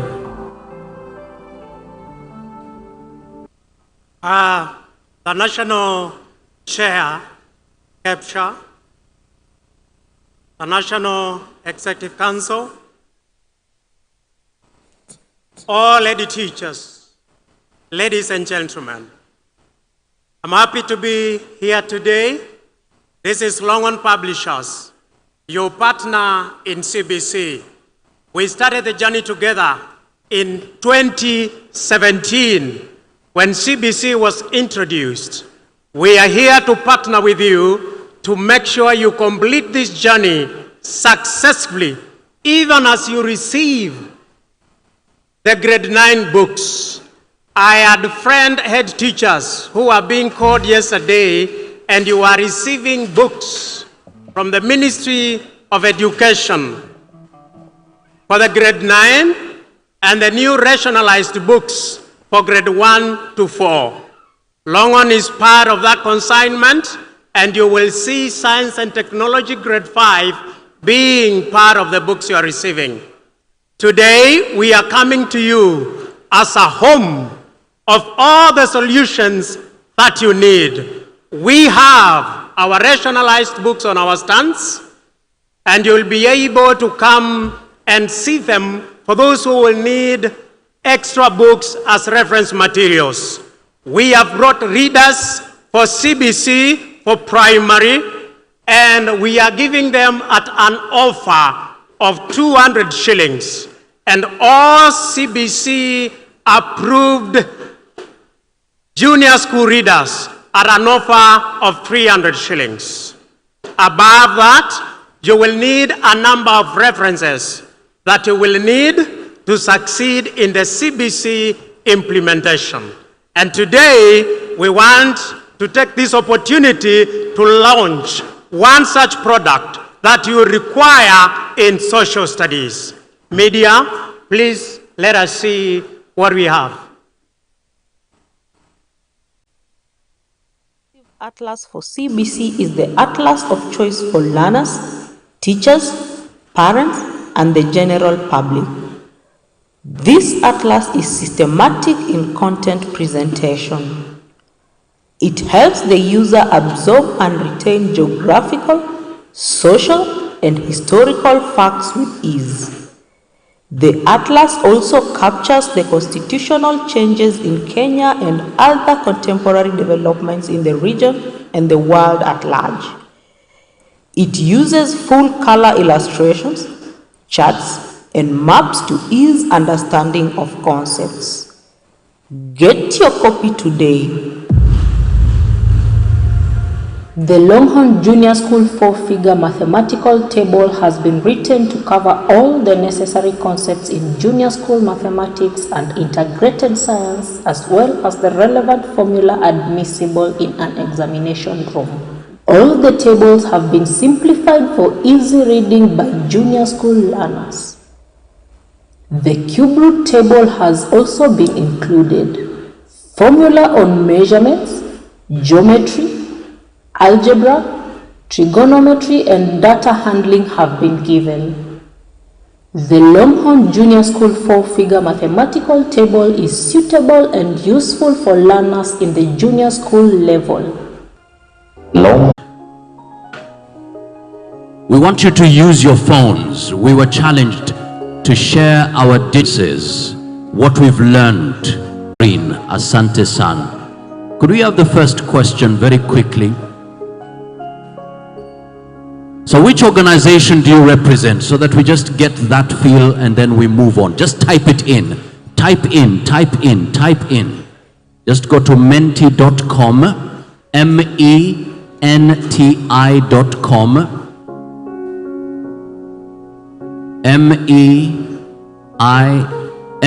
menti.com.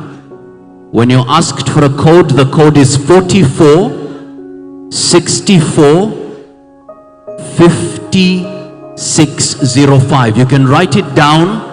Even when you're at home, you can type in and you will get to post your comments. Of course, wherever you'll be spending the time while you're here in Mombasa. So we have Nakonek Comprehensive School, Premier, Credit. Aha. So you are well represented, and this is data, the use of data, so that no one is left behind. It's 22 minutes past 10. 22 minutes past 10. For the next speakers, please keep the time allocated so that we are able to end in good time. So we'll leave that. Even if we change the screen, it's still on your phone, so you can still have the conversation. But now, let's shift our focus a bit. Let's go to the presentation. Eyes on the screen. Just take us back, just take us back. We still want to see those, yeah. Now let's go to the presentation. Eyes on the screen, eyes on the screen. Imagine the potential we have. Let's have the screen. Everyone across the globe is like this. Everyone. Whether it's in this meeting, right now, in the matatus, everywhere. People are eating dinner. This is, you want to find love, this is it. In other words, if you have a good message, a bad message, you talk to the whole world at one go. So what do we use to trust what we are receiving? What's the system, the gauge? Fake news is a reality. So we need a system. We need to be proactive, because if we are not, this will be the end of all of us. We are going into a bottomless pit. So as teachers, we have to be at the forefront. And to guide us through, gentlemen, leadership, technology and innovation in transforming basic education, insights from the M-Pesa Foundation Academy. Please.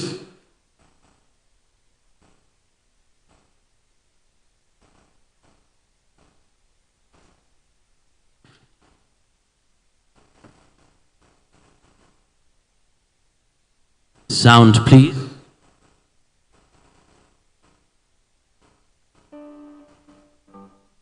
Applause to Bwana David Ochieng Olo, makofi yake tafadhali.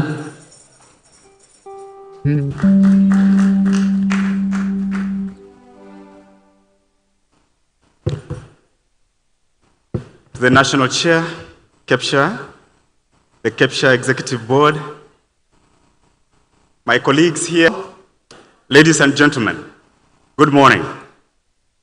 It's my pleasure to be with you here this day and just bring you the insights from M-Pesa Foundation Academy. M-Pesa Foundation Academy admits students who are economically challenged but having leadership attributes in them from all over the country. We take 2 students from each county, including the refugee camps. I'm hoping we'll have the video on so that you just be able to see where our students come from. Team, please. Where our students come from and what they become after they have joined the academy.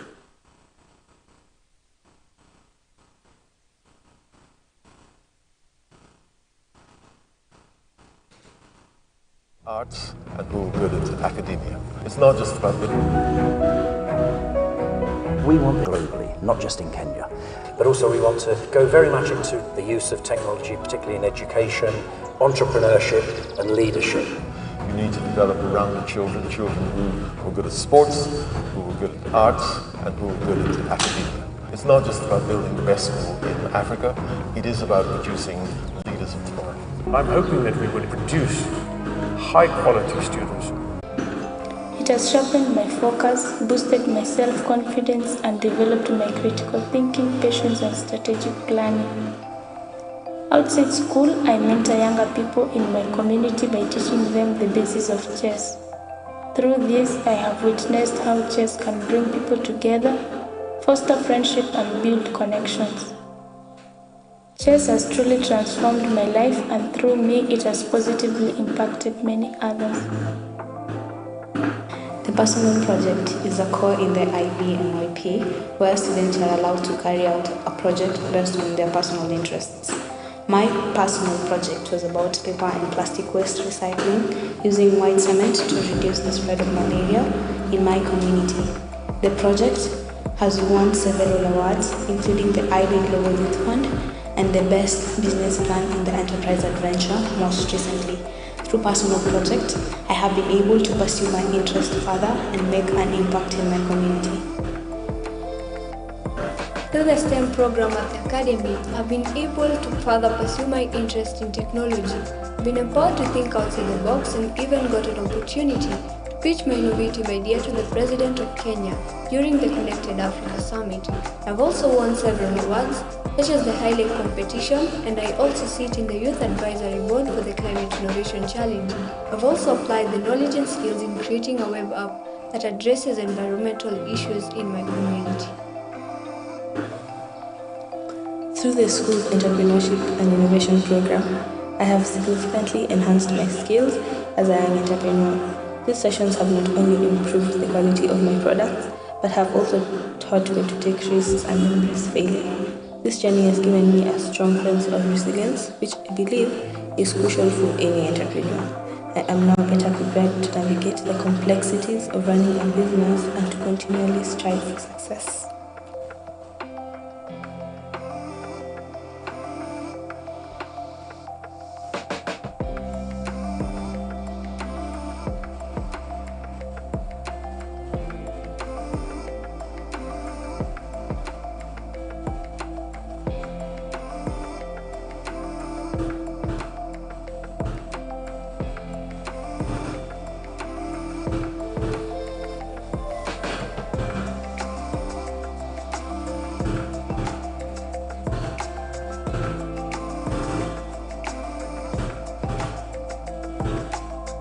M-Pesa Foundation Academy is truly a creator of thinkers, doers, and leaders.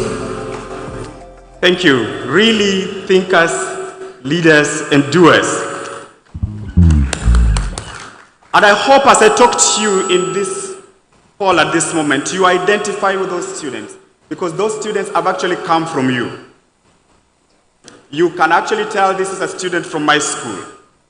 The reason why we come to you is since the time we began engaging you and involving Kepsha in getting the right students to be at the academy, we have got the right quality of students who actually truly are in need but are able to perform well if afforded an opportunity. But why transform basic education? Education the way it is has changed from the classical method that we used before, where we are preparing people for the factory. Right now, we're talking about the nature of education changing globally.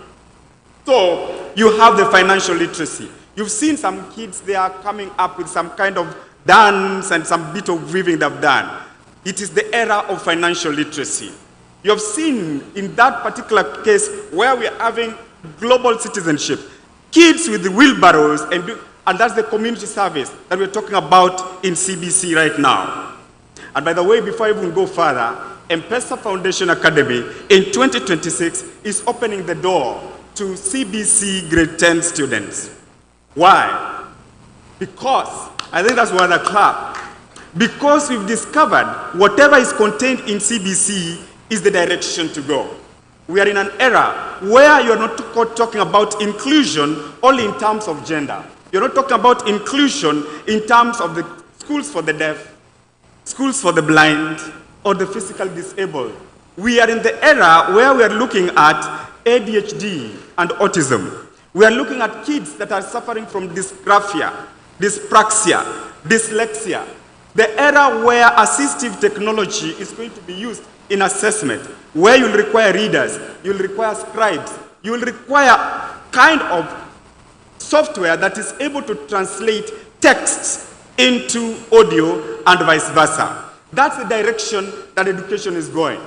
And if that's the direction education is going, then what are we looking at? We are looking at people with skills that are not going to be only localized, but that curriculum is the CBC you have right now. But you'll need to spice it. You'll need to involve it with the contemporary issues that we have right now. Community service is one of them. Inclusive education is one of them. Differentiation is one of them. You may be asking me, how will we be able to do that? I tell you, it is possible. Regardless of where you teach from, it is still possible to harness the innovative power. Let's go ahead, please. Kindly, let's go ahead to the next slide. Right, technology. We are out of the memorization. We are now into the realm of adaptive technology. We have moved away from integration, where you are looking at multimedia in the classroom. We are now moving into the use of artificial intelligence, and it's called the interactive technology, for us to be able to personalize the learning of the kids. You have just seen menti.com and how you are able to access it so easily on your phone. I can tell you it's possible for you to access the chatbot on your phone and be able to transform learning and make the learning. Kindly, let's move on. All right. And with that, I can tell you, academic excellence is guaranteed. As we talk, just in 2023, 100%. What does he own? A company that is making shoes, courtesy of the financial literacy skills that this student was able to get at M-Pesa Foundation Academy. Move on, please. And of course, that's from McQueen County. Now, I would love to stop there, and once innovation starts moving, those two are going to Abu Dhabi in January as a result of innovation because of what they have been able to do, creating awareness on climate change. What did they use? Eggshells. Are you sure you can get eggshells right from where you are teaching? Yes, it's possible. Community service and how those kids are working to transform their communities. They have been able to attract sponsorship from the different organizations worth $3,000 for them to implement their projects. Global Youth Action Fund, Zayed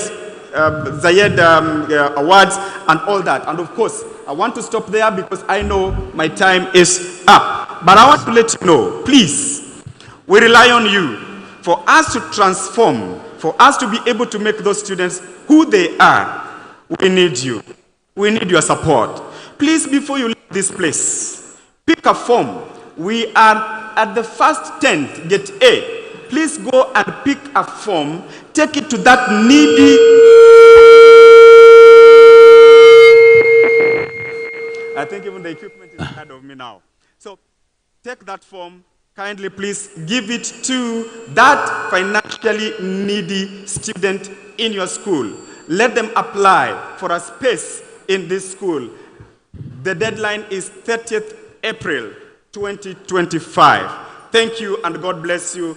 Be our ambassadors to transform Kenya. Asante, a big round of applause to Bwana David Ochieng Olo. We apologize for that technical hitch there. Asante.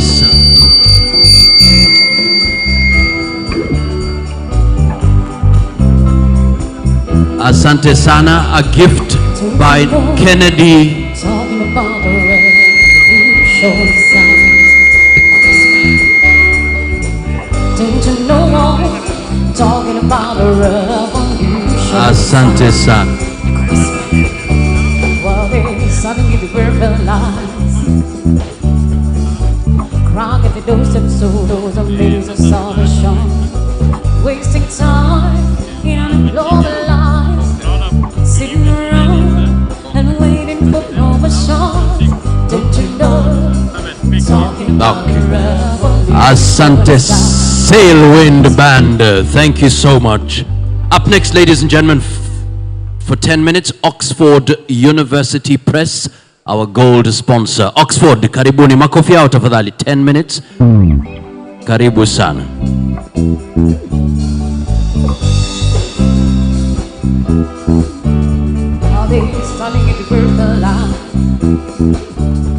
Sailwind.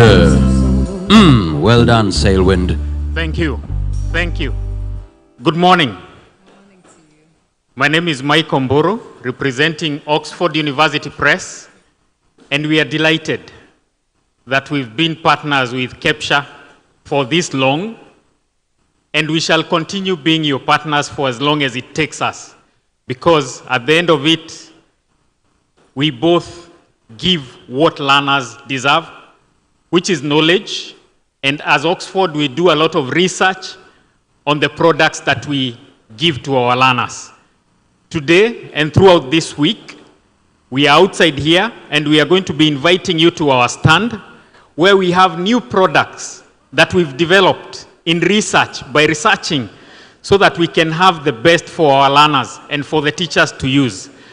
So today, I want to talk about the different products that we are going to be having and the different offers that we are offering in this curriculum of CBC, whereby teacher, learner, and the parent engagement is critical following the curriculum design as it is developed by the Kenya Institute of Curriculum Design. So today we are going to be presenting some products. We call them the must-haves. The must-haves is because they are resources that really help our learners all the way from PP1 to junior school. So today we have some very good products. We have Kitabu Changu Cha Picha and My Word Picture Book, which is used by the early learners, the learners for PP1 and PP2. These are dictionaries. So instead of you asking learners to go and download various pictures from the website, we have developed a product that is very colorful, very learner-friendly, that you can have the learners use from PP1 and PP2. We are aware that Kiswahili is being introduced in PP2. That's why we have Kitabu Changu Cha Picha, and we want you to have a look at them. The next one that we have are products for grade 1 to grade 3, where we have the bilingual dictionary.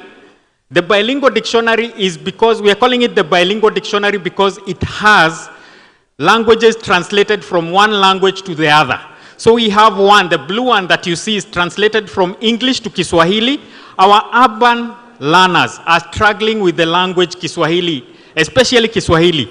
So we ask them and encourage them to use the blue bilingual dictionary that translates from English to Kiswahili. Learners will use the language that they understand more to be able to learn the other language. In areas where Kiswahili is very prominent, let's say like the Mombasa, Kiswahili to English will do well. And these products, we've found that they are very beneficial to the learners because they have helped not just the learner, but also the parents and teachers who don't understand the language. Some words are foreign to us, and when they are introduced to us, we don't understand them.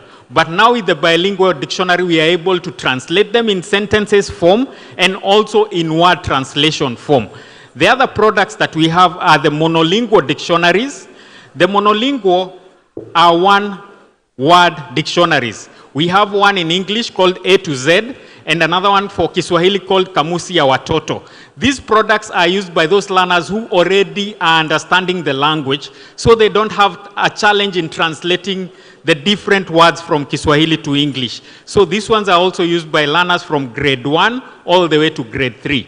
Then in grade 4, 5, and 6, we have very good dictionaries, Oxford Primary Dictionary, that is very beneficial to that learner who has already developed the language, and Kamusi Sanifu ya Msingi for the same level 4, 5, and 6.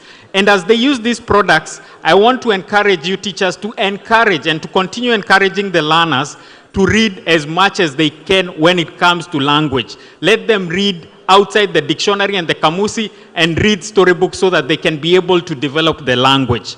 So the other products that serve this particular area, we have, and we shall be launching this atlas.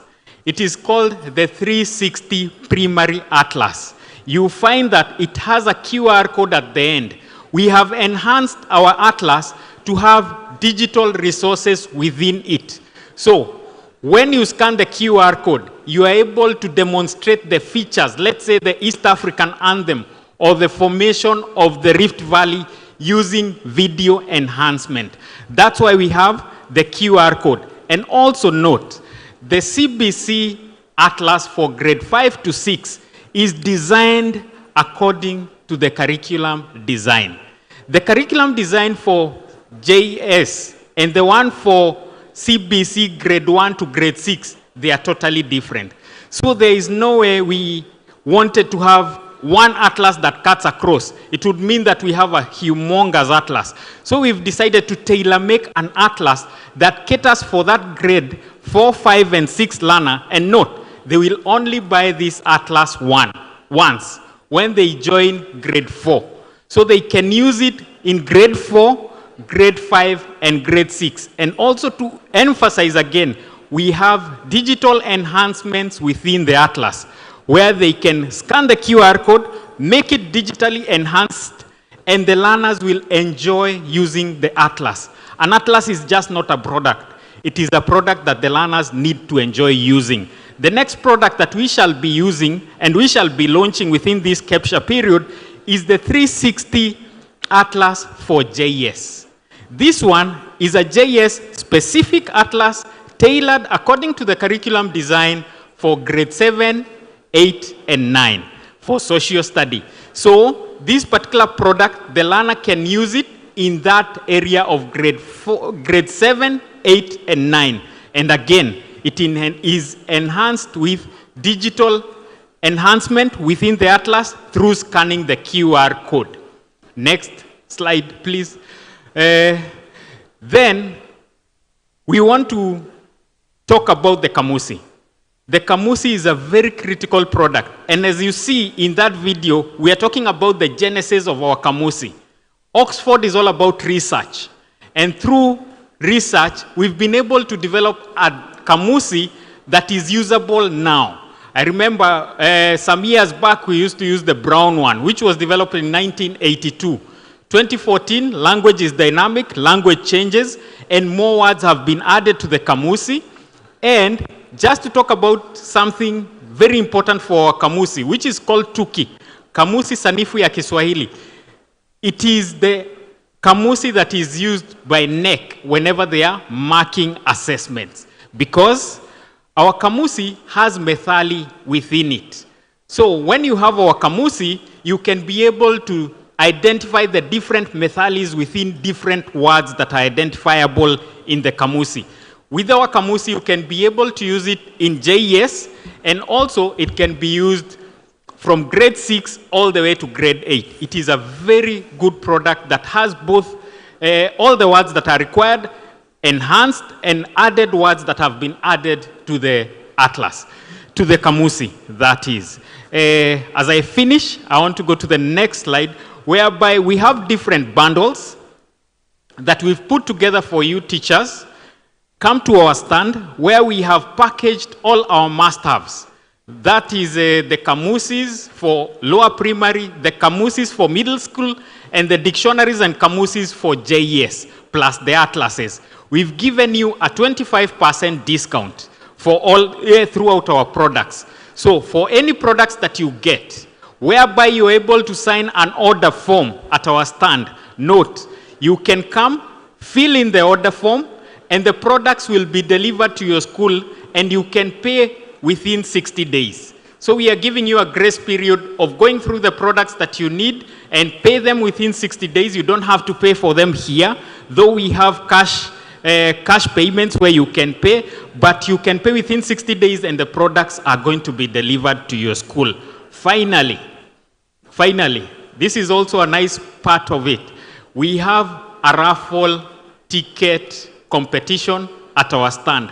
For any products that you buy, for any products that you order through the order form, you are entitled to winning gifts and giveaways from Oxford. So visit our stand. We are just behind here, and we have all these beautiful products for you, including storybooks, dictionaries, and course books for those who would want to buy supplementary course books in line with the curriculum design that we have them at our stand. Again, thank you very much, Kepsha. Thank you for partnering with us, and we shall continue partnering with you. Asanteni sana. Asante sana, Oxford University Press. Up next, Premier Credit, 10 minutes. Premier Credit Mkwabi. Premier Credit. Aya, Sailwind Band. Wanawakaribisha. Premier Credit. Wewe.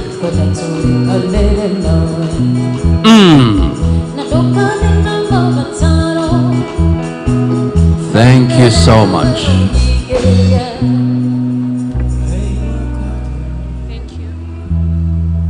Thank you. To the chairman, Kepsha, esteemed dignitaries, distinguished guests, valued partners, ladies and gentlemen, I extend my heartfelt greetings to all of you. Good morning. My name is Faith Nyambura, Country Sales Manager at Premier Credit.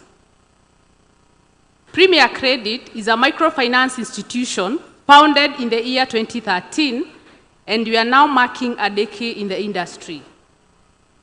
We specialize in delivering financial solutions to corporation, government agencies, SME, salaried individuals in Kenya. We also extend our operations to Tanzania, Uganda, Zambia, and South Africa. We are committed to driving a positive change in people's lives through offering financial solutions. With a wide network of 100 branches, a dedicated team of 2,700 employees, Premier Credit is making a meaningful impact by not only creating investment opportunity for our clients, but also generating jobs and fostering economic growth across the nation. Together, we are building a bright future for our community. Some of our partners include Swenford, the International Finance Corporation, AMFI, NCBA, Britam, Symbiotic, and Strandbo, just to name a few. Beyond lending, Premier Credit is deeply committed to giving back to the community. We have actively participated in various CSR initiatives. including providing water tank to schools like Tara Boys, Kamato Primary in Nyanza, Chicago Primary in Mount Kenya, and not forgetting Marigat Special Needs School in Baringo. We have also constructed hygienic toilets at Chamurendu Primary School to promote the well-being of young girls.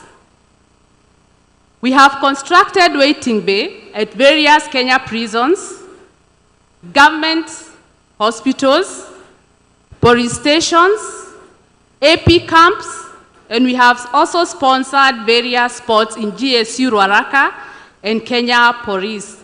At this point, I would request the media.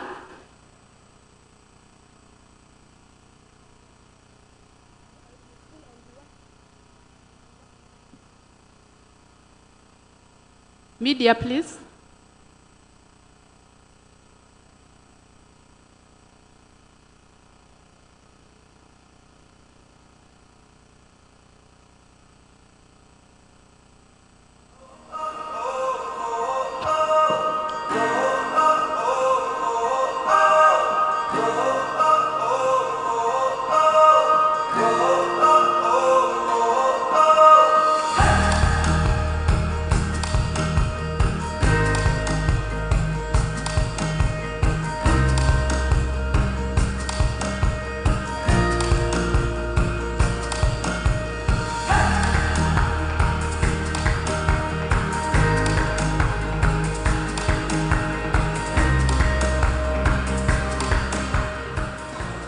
I am the head of institution, Chamulendo Primary and Junior School, Machakos County, Tala Ward.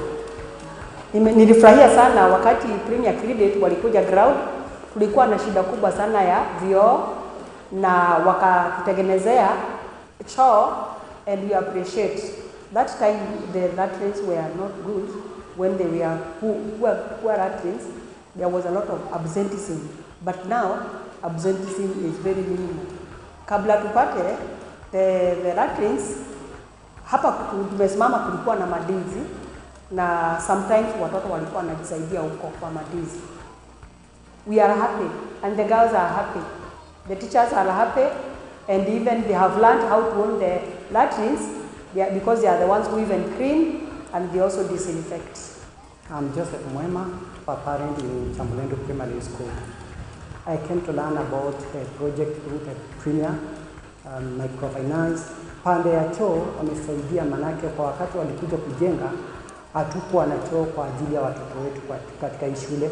Ningependa kutoa mwito ya kwamba kwa maana Premier wamefanya jambo nzuri katika hii eneo, wazidi kufanya hiyo kazi bila kuchoka. Tuwaombe, tuwashike mkono, wazidi kufanyia wengi, manake watainua maisha ya wengine na kubadili maisha ya watu katika nchi yetu ya Kenya. Would recommend the Premier Credit to other institutions because what they did here at the ground, it created a lot of impact because the students are comfortable now that they are using good latrines of a higher level than what was there before. The pupils are more careful and they have learned more about the hygiene. First of all, they are the ones who clean the latrines, they disinfect the latrines, and because there is water nearby, they have also learned to clean their hands after they visit the latrines. I appreciate what the Premier Credit did for our school, and I recommend the Premier Credit. Tungetoa mwito ya kwamba Premier waendelee na huyo moyo katika kusaidia jamii. Ni wengi ambao watasoma na wafanye kazi wenye jamii kupitia kwa msaada ambao Premier imepeana.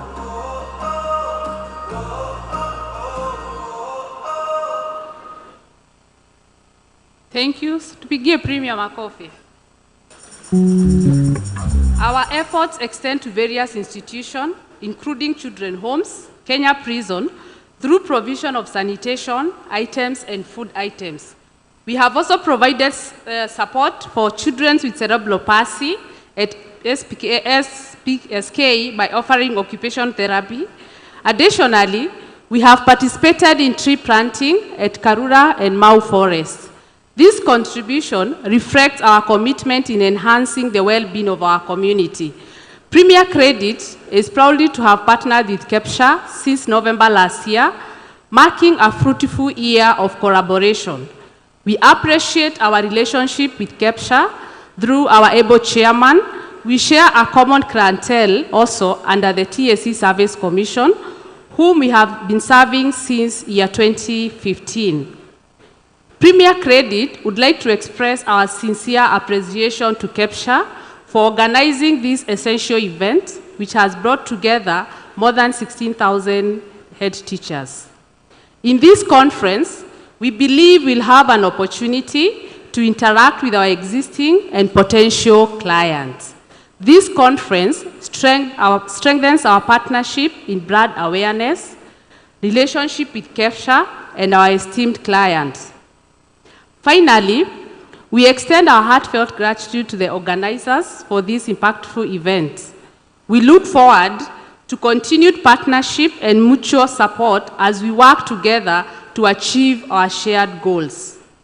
Together, we continue to mark a meaningful difference in the communities we serve. With the permission of the MC at this point, I would request all of us to remove our phones kindly and dial *241# to access our services. Kindly dial *241# to access our services. And the first 4 people who will complete the process, kindly raise up your hand. I have an award for you. Whoa. Yes. *241#. Yes. The first 4 people, yes, an award. Yes. *241#. Yes. The first 4 people, if you are the first, please put up your hand. Put up your hand. *241#. Let's clap for the chairman. Oh, wow, a big round of applause to the chairman. He has made it. Okay, fantastic, okay. Another person, another teacher, let's see, a teacher. Let's see. Wow. Any other person who has made it? Oh, there's a hand at the very back. Please come. Where are you? Makofi yake tafadhali. Well done. Asante sana. Thank you so much. Many thanks. And of course, we have a gift as well for you, courtesy of Kepsha. Big round of applause to Mr. Fuad as he delivers the gift. So kindly visit us at the tent behind here. Thank you very much. That's Premier Credit. Asante sana. Sailwind Band. Well done. Asante sana. Up next, ladies and gentlemen, 10 minutes, KCB Bank Limited. Asante sana. KCB Bank Limited, 10 minutes. Wait. Asante sana, 10 minutes.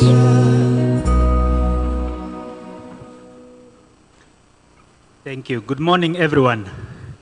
Good morning. To the chairman, Kenya Primary School Heads Association, to the leadership, Kepsha, all union officials present, education stakeholders, head teachers, ladies and gentlemen, good morning.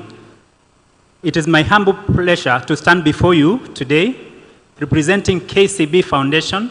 My name is Stephen Mate, the Senior Program Manager in charge of the Education Program. KCB Foundation is the CSR arm of KCB Group, and representing the director, Ms. Mendi Njonjo, who sent me with greetings. Do you receive them? Thank you. So as KCB Foundation, we run 2 main programs. The first is the Education Scholarship Program that you all know because we consume part of the products that you produce in your institutions. And the second one is Enterprise Development Program that focuses on the youth in the Skilling and Job Creation Program, commonly known as Tujiajiri Program. But before I start making my comments, I would request the media just to play one video.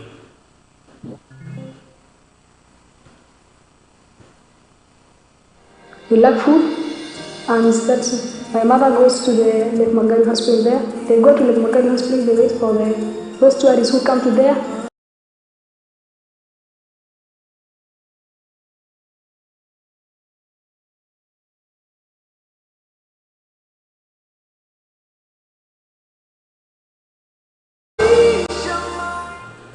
My name is Joshua Odinga. I'm 15 years old and I live in Lengo Bay sub-location in Magadi Division, Kajiado West and in Kajiado County.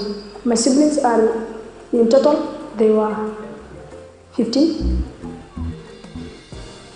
I have got 370 marks in Assyrian Primary School. It's a public school. I want to be a pilot because I want to fly higher than all people. Yes, I heard about the KCP Foundation Scholarship through social media. And the reason I have applied is that my parents, that they cannot help me to finish my education.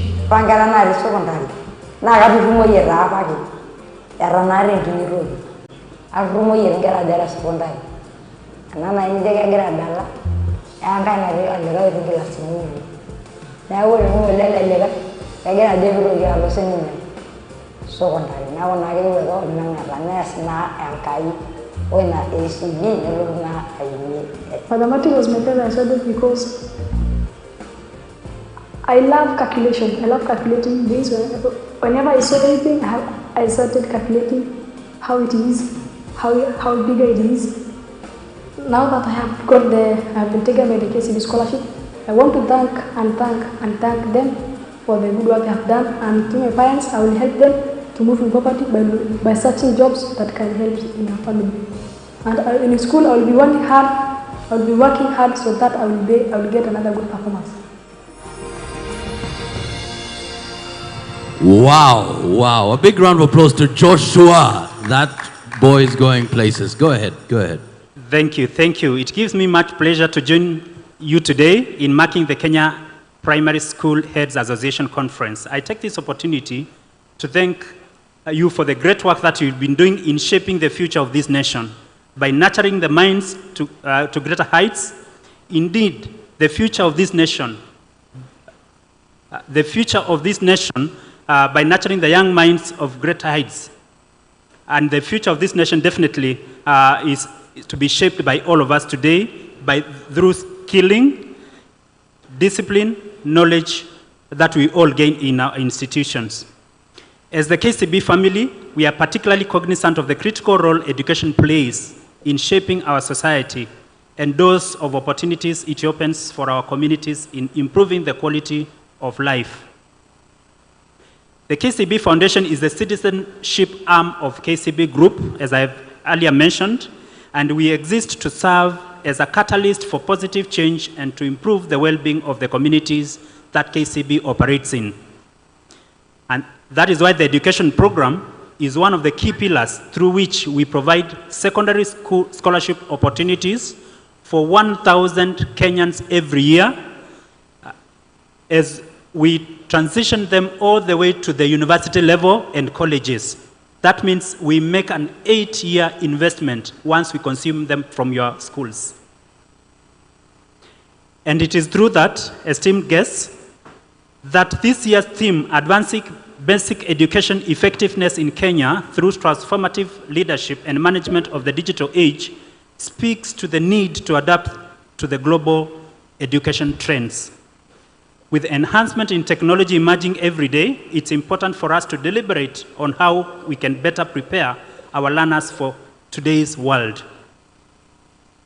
As education champions, we need to consider inclusive curriculum that focuses on developing a more comprehensive, future-ready education system in Kenya by focusing on the relevant stakeholders, including the employers who meet these students later in life.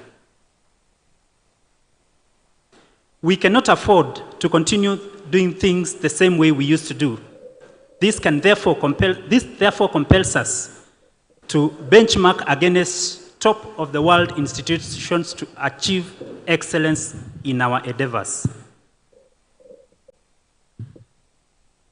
This is why KCB partners with other like-minded organizations like Codris Africa to introduce coding and programming to children of ages as an increasing competitive skills to the market. And I'm sure most of our institutions here today have introduced the coding as part of the curriculum, and as KCB want to partner and continue supporting such institutions in the coding curriculum.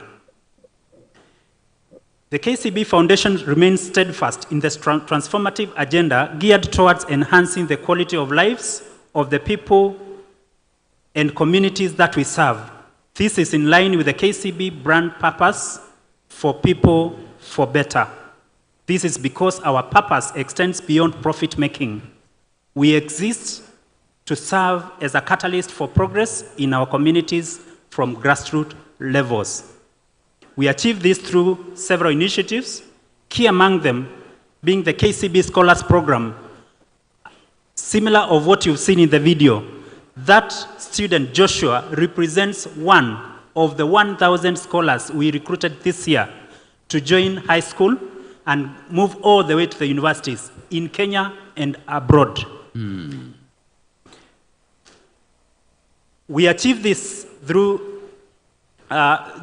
getting scholars from all divides. The scholars that we focus every year includes vulnerable boys and girls, mainly who cannot acquire education without our intervention. They may include bright and needy, persons with disability. COVID brought about teen moms within our institutions. We are able to intervene on that. Cultural practices like FGM champions, we are able to intervene on girls who have run away because of FGM. And lastly, the gifted and talented, in line with the CBC curriculum. This year, we were able to launch a class of 50 athletes who have been supported to acquire their education while nurturing their talents, and we seek to extend this support into other sports going forward. The comprehensive scholarship package also incorporates mentorship, which sees the students receive guidance from the alumni, from the KCB staff, and teachers on quarterly basis each year. So far, KCB Foundation has supported over 5,800 scholars from across all parts of this country to access education. Thank you so Out of which 49% have been girls and 51% boys.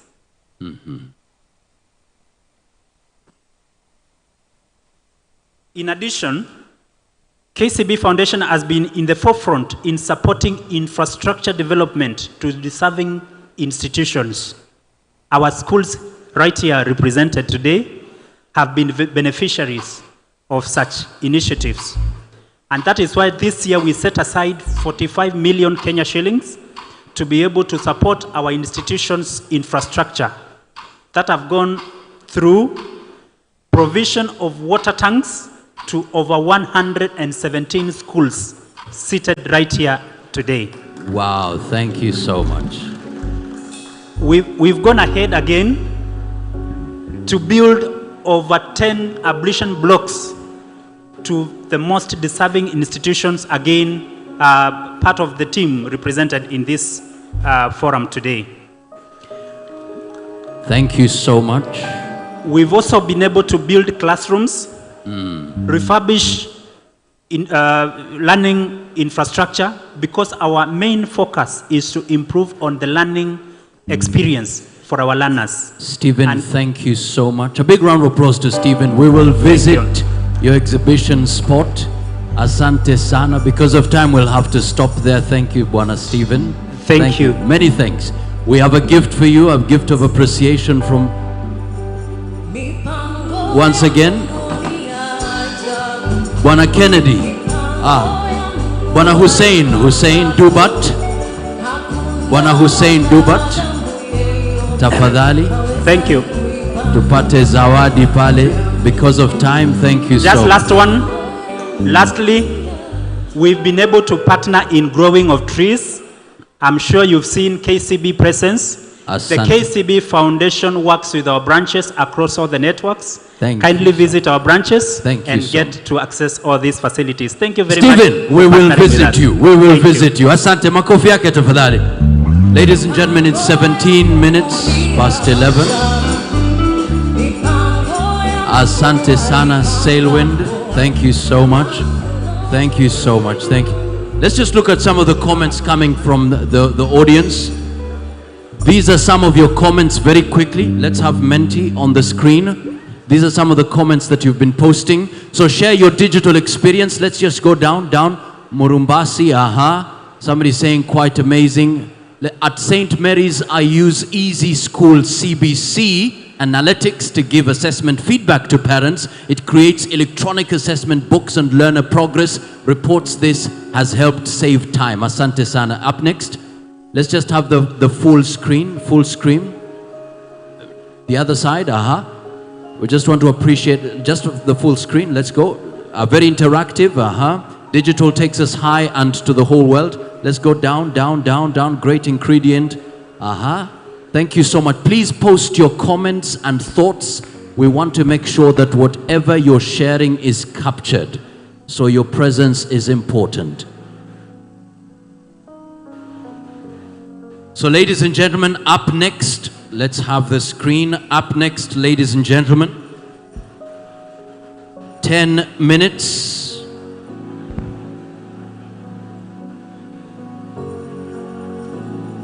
We'll welcome our speaker, Bwana Bernard Orimbo, Save the Children Team Lead, Lego, talking about inclusion of refugee teachers in the national education system. Makofi yake tafadhali, 10 minutes. Tuzungumzie. Asante sana. Thank you very much. Kepsha Chair, Kepsha Leadership, distinguished delegates, ladies and gentlemen, I don't know if it's good morning or good afternoon. Hamjamboni. Thank you. So, Chairman, if you allow me, I'll use only 2 minutes. I know we have a very keen facilitator over there. So, I have my colleague who will be coming to give us only 5 minutes of exactly why we focus on teachers. Save the Children, for a number of you who know, we're an international NGO that focuses on children, promoting the human rights of children. We work in over 120 countries globally. Here in Kenya, we focus on education, health, nutrition, child protection, and a few other areas that are quite significant and critical to ensure that children grow in health and develop to be what they want to be. Now, why I'm here, we have a project that we call Teach12 Voices, and I was quite impressed when I was listening to the chairman earlier, and he mentioned very deliberately on refugee teachers and the element of inclusion. You know, we are Kenyans, and some of you remember that sometime, I think a few years ago, we had a president in the United States. I'm sure many Kenyans, if not all Kenyans, can relate. His name is Obama. And there is something that's unique about him because he has a Kenyan linkage. He became what he was because his father had the opportunity to learn. Imagine if that father was a refugee in America and his chances of ensuring that he thrived, or at least his children thrived, were submerged or at least thwarted. We would not be talking of Obama. And of course, several others. A teacher is very important because some of us, even many years after you leave school, you still remember that one teacher in primary. I was listening to my other colleague, Mr. Olo. He was talking and I remembered my teacher.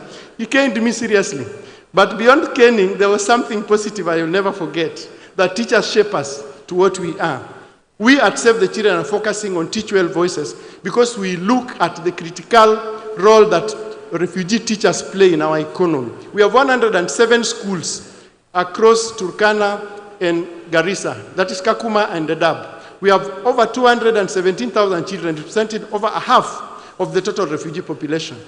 If those children are to compete effectively, then we would want them to get the best from the teachers. And that's why the project is looking at the element of quality of instruction.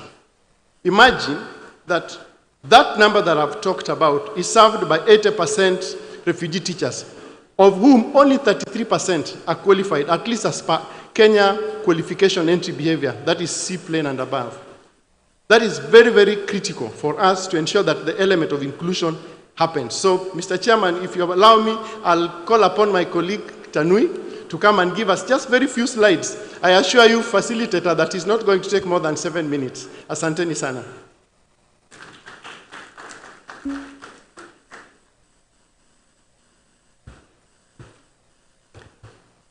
Chairman,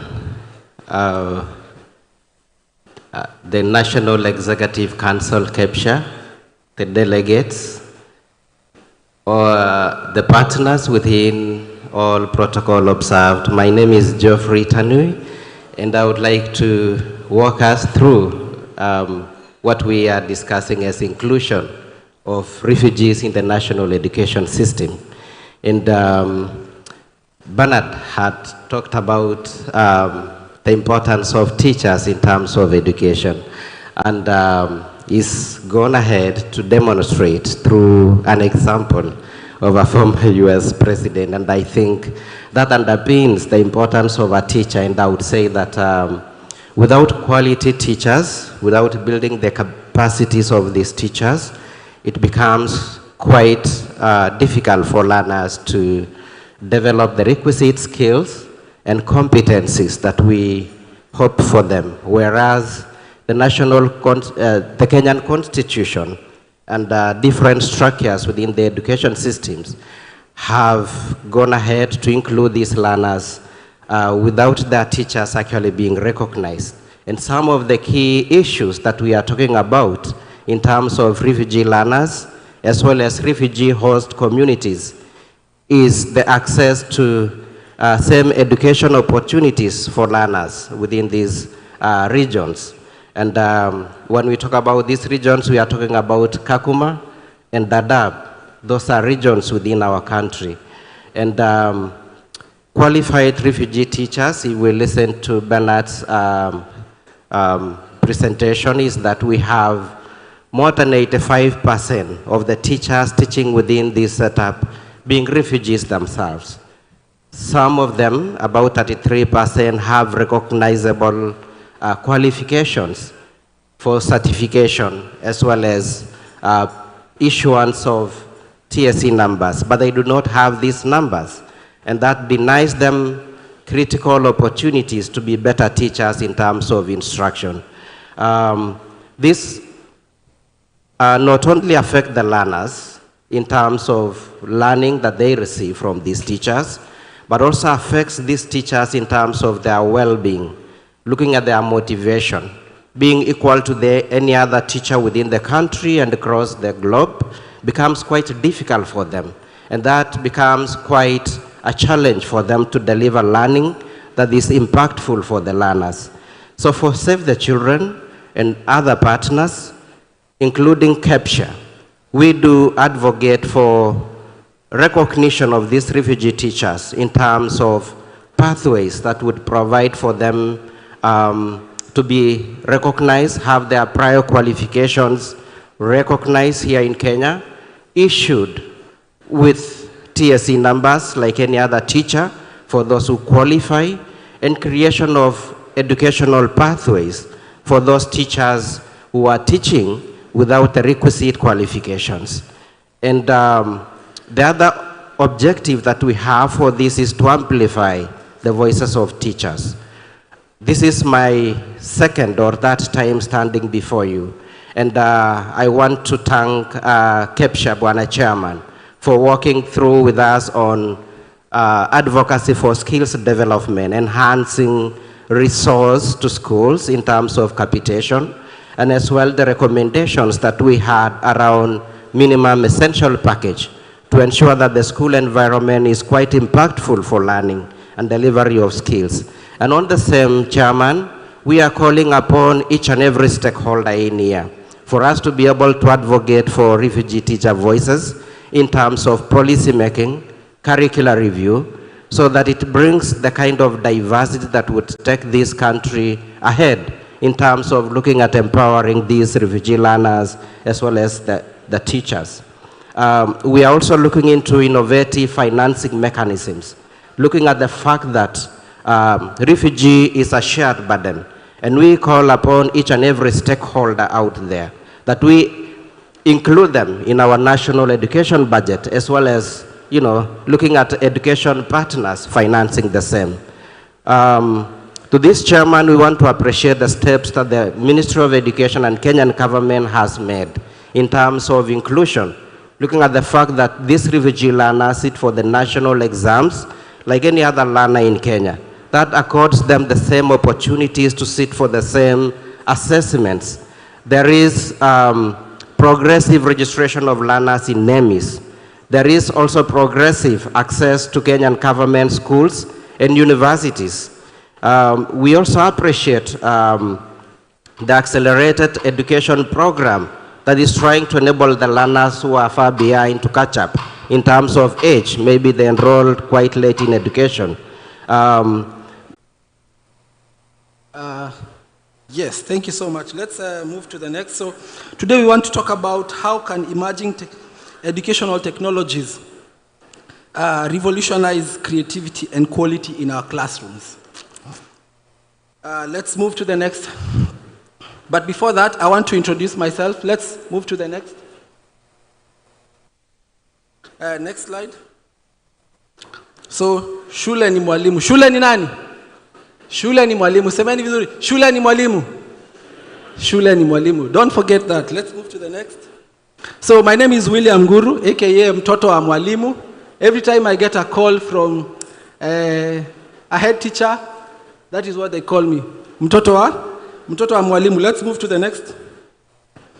So you can see me here next to my mom. She's next in blue. And she actually inspired me to teach. And you can see on the right side, I'm teaching at KU Primary. KU Primary, are we here? KU Primary? Kasarani County? Yeah. I taught at KU Primary and I went to, this is Kahawa Garrison Primary School. Iko ndani ya barracks hiyo shule. So I'm a product of Kepsha, I'm a product of the public schools in Kenya. Let's move to the next one. So we have a Menti code just for us to say which county we are coming from. I want to read it and you can type it on your phone. 38002608. So we just want to see which counties are here, which counties are present, and also which we cannot tell the data, when we cannot be able to identify how learners are progressing and where the gaps actually are. And let's move to the next slide. So as teachers, they have to spend 80% of their time in rote learning, memorization, and because of this, the only way we can measure learning outcomes is by having examinations. And we risk getting into the culture of exams after exams. And so, move to the next. So that's the need that we have for visibility. That as Kurasa, as Kepsha, our mandate is effective management of learning. Effective. How can we be effective if the classrooms are not effective? So that is what we have as need for visibility. We need to be able to see how curriculum is moving. Teachers need to plan and we can see how they are planning. We need to be able to monitor continuous attendance. Plan for assessments. If we need to have assessments, we need data to know what kind of assessments do we need and where the gaps are. So what we have done at Kurasa is we have introduced a tool where we have put in the entire KICD curriculum from PP1 all the way to grade 9 will be there next year. And what this does is it enables teachers to easily do their curriculum tasks. You realize that formative assessment, summative assessment, lesson planning schemes are all based on curriculum. And that is the core strength of Kurasa. So let's move to the next slide. So this now enables a teacher, instead of filling a rubric book like this, which right now they're usually filled in the staff rooms, and you have to go through page by page, filling in one learning outcome at a time. And in the case where teachers have to share this book, it has to move from one teacher to the next. Now they have an opportunity to do this instantly and all together at once. So that is the benefit of what technology does in the classroom. Let's move to the next. So we have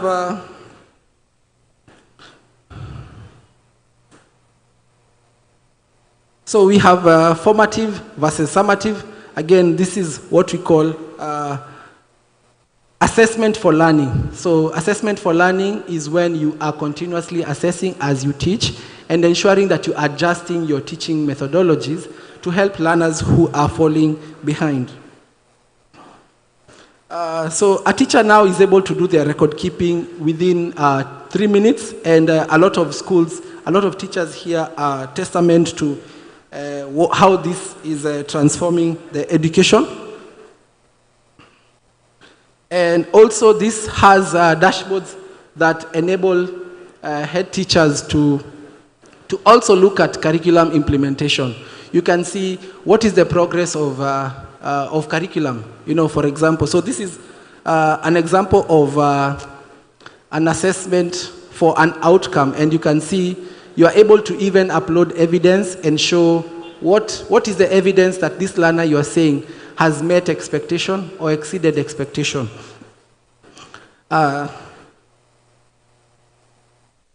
Yes, so you can see now there is a weekly dashboard where you can now be checking what percentage are we. It means we don't need to wait till the term is over for us to fill in a book that looks like this, because these books are usually filled in at the end of the term. Okay, now I want us to jump quickly to the most interesting parts. I know you're asking yourself, what is the cost of running this now that it has this many benefits? Let's move forward. So we have this kind of books, and these books are paid for at 300 shillings per learner. Are we familiar with these books? Are we? Hello? Hello? Mkono hivi? Mkono hivi? Yeah, I can see you. So these books, we usually offer them to parents at 300 shillings. And I believe you have them in your schools. So this book offers late reports to parents. I think we are familiar with that, because they will get them at the end of the term. They don't look at them as you are moving on with the curriculum. Now, the other challenge is when you give out this book, you don't retain a copy of how that learner has been performing. So if we go to schools right now, and they have already given out this book, you will not be able to consult with the school and see how are the learners performing in their classrooms. The third thing is the formative assessment is not done regularly, and formative assessment is not just filling of this book, it is the actual teacher assessment of whether learners are hitting the expectation. And then definitely this is very difficult to intervene. If you don't know what's going on here, if you don't know what's going on at the learner outcome level, you cannot say that we need to go over a certain topic, algebra, once more, or we need to create a class, a remedial class for this kind of students. So we will have to rely on exams, and we'll have to keep giving exams so that watoto wasome. And again, it's expensive. Let's move to the next one. So we have Kurasa, which is being offered to Kepsha. Mark the words, Kepsha. Mark the words, Kepsha. Mark the words, Kepsha. This is only for Kepsha. It's an arrangement partnership between Kurasa and Kepsha. You will find that story in your primary heads, and we also have a tent there that we will explain. So this is offered at 150 shillings. So that's typically half the cost. And it has the benefits that you can see. I want you to move to the slide, slide number, just keep moving. I can see, keep moving. I want us to do mathematics for what that cost saving means to you. So get your calculators and look at 300 shillings versus 150 shillings versus 70 shillings. So if you are taking on the Kurasa during this Kepsha conference, you will be able to save 80 shillings and we'll offer you at 70 shillings. So if you have 100 learners, you will save 8,000 shillings. This is money that you can use to do something at your school. If you have 300 learners, the same happens to you. How do you take advantage of this? Let's move to the next slide. Just once. Now, I want us to register for this discount. So for us to be eligible for this discount come next year, we need to register for it. What does it take? It takes dialing this code *483 *117 #. I will repeat. *483 *117 #. Now, for schools that are joining Kurasa this year, like we already have about 300 across Nandi, across Moiben, across Tana River, Kilifi, and a lot of other counties, Moranga, Nyeri, Isiolo. So by joining this year, you will be eligible for this discount, which will enable you to do something else. Let's move one more slide. Just one more. 1 minute, please. So this is the flow of that. You will choose your region, Coast, Nairobi, and then you will choose your county and choose your sub-county, and then you put your school name. It will give you a school code.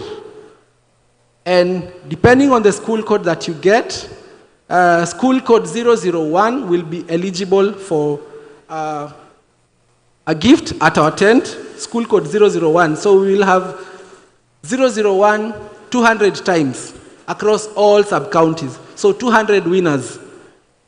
Also, because this is Kepsha 21, school code 21 will also be eligible for a gift at our tent. I just want to say thank you. If you can move to the thank you slide for kindness. Wow. Yeah, I just want to say thank you for your time.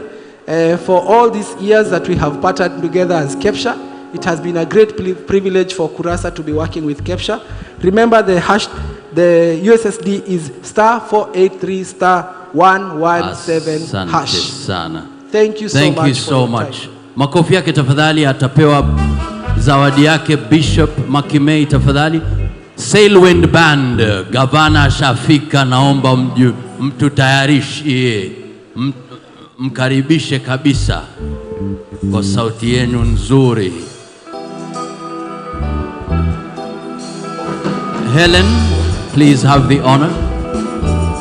Asante sana, anapewa zawadi yake. Kurasa, thank you so much. Sailwind Band, the governor is here. Let's welcome him.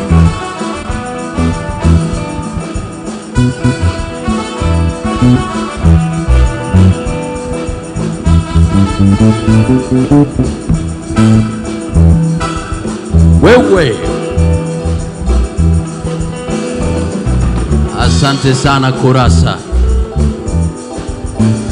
So ladies and gentlemen, we are absolutely excited, ready to be welcomed here in Mombasa County.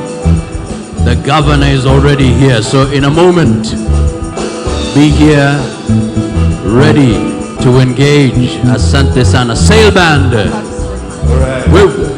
Bas. Tuko tayari. Tuko tayari. Kepsha KCB Conference 2024. Asante sana. Boom. Aha. Asante sana. The teachers are here. Asante sana.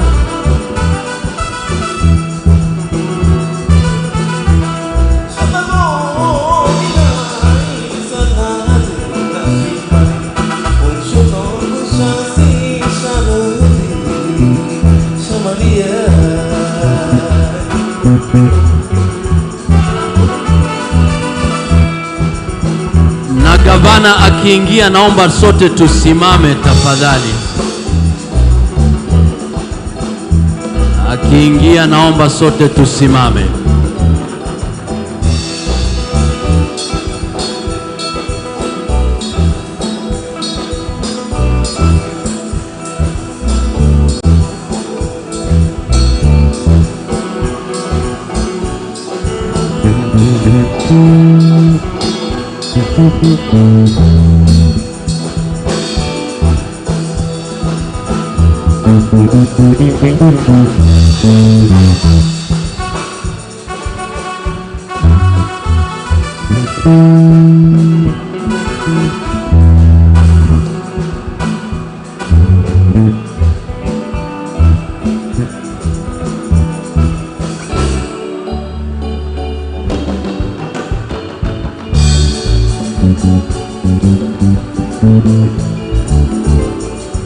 Wakati gavana anaingia, tunamkaribisha kwa nyimbo hii spesheli. Gavana wa Mombasa 001. Aya, wimbo wa gavana tafadhali. Ongera ewe gavana wetu na viongozi wako kwa huduma zenu nchini. Tunasonga mbele mbele kwa ujenzi wa taifa. Ongera ewe gavana wetu na viongozi wako kwa huduma zenu nchini. Tunasonga mbele mbele kwa ujenzi wa taifa. Huduma zako ni muhimu nchini, unafanya kazi kwa bidii. Tunasonga mbele mbele kwa ujenzi wa taifa. Haya, karibu gavana. Karibu gavana wetu mstahiki Abdul Samad Sharif Nasir. Kwa ujenzi wa taifa. Ongera ewe gavana wetu na viongozi wa jumla kwa huduma zenu nchini. Tunasonga mbele mbele kwa ujenzi wa taifa. Ongera ewe gavana wetu na viongozi wa jumla kwa huduma zenu nchini. Tunasonga mbele mbele kwa ujenzi wa taifa. Watoto sasa wanasoma kote nchini, umeboresha sekta ya elimu. Tunasonga mbele mbele kwa ujenzi wa taifa. Watoto sasa wanasoma kote nchini. Naomba tusimame, tusimame, tusimame, tumkaribishe. Wow! Karibu gavana wetu, karibu, karibu. Well done, karibu sana. We celebrate you. Asante sana. Wow! Asanteni sana. Asante sana gavana wetu. Asante sana. Naomba tuketi tafadhali, tuketi tafadhali. Ongera ewe gavana wetu na viongozi kwa jumla kwa huduma zenu nchini. Tunasonga mbele mbele kwa ujenzi wa taifa. Ongera ewe gavana wetu na viongozi kwa jumla kwa huduma zenu nchini. Tunasonga mbele mbele kwa ujenzi wa taifa. Huduma zako ni muhimu nchini, unafanya kazi kwa bidii. Kweli kabisa wewe gavana. Mbele mbele kwa ujenzi wa taifa. Asante gavana wetu. Watoto sasa wanasoma kote nchini, umeboresha sekta ya elimu. wetu, tunasonga mbele mbele kwa ujenzi wa taifa. Hongera ewe gavana wetu na viongozi kwa jumla kwa huduma. Thank you so much. Nchini tunasonga mbele mbele kwa ujenzi wa taifa. Asante. Hongera ewe gavana wetu na viongozi kwa jumla kwa huduma zenu. Nchini tunasonga mbele mbele kwa ujenzi wa taifa.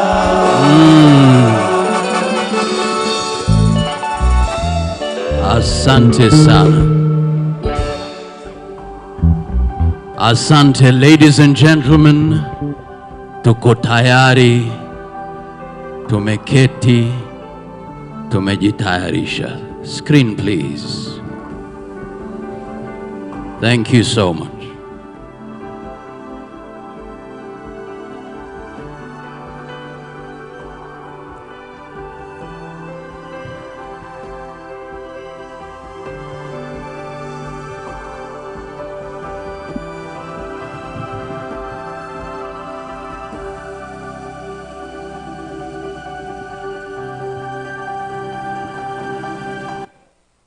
He has a rich background in media and communications. He is deeply committed to uniting Mombasa's diverse communities, fostering an inclusive environment regardless of religious or ethnic backgrounds. He is dedicated to public participation and transparency, aiming to build a government that the people trust and actively participate in.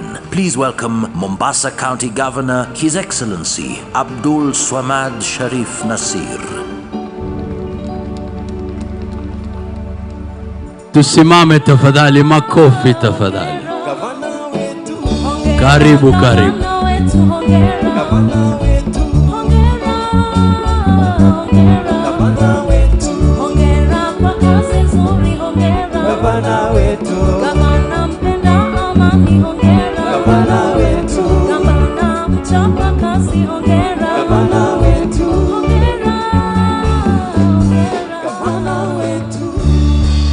Hamjambo. How are you guys doing? Let me start by first and foremost congratulating you.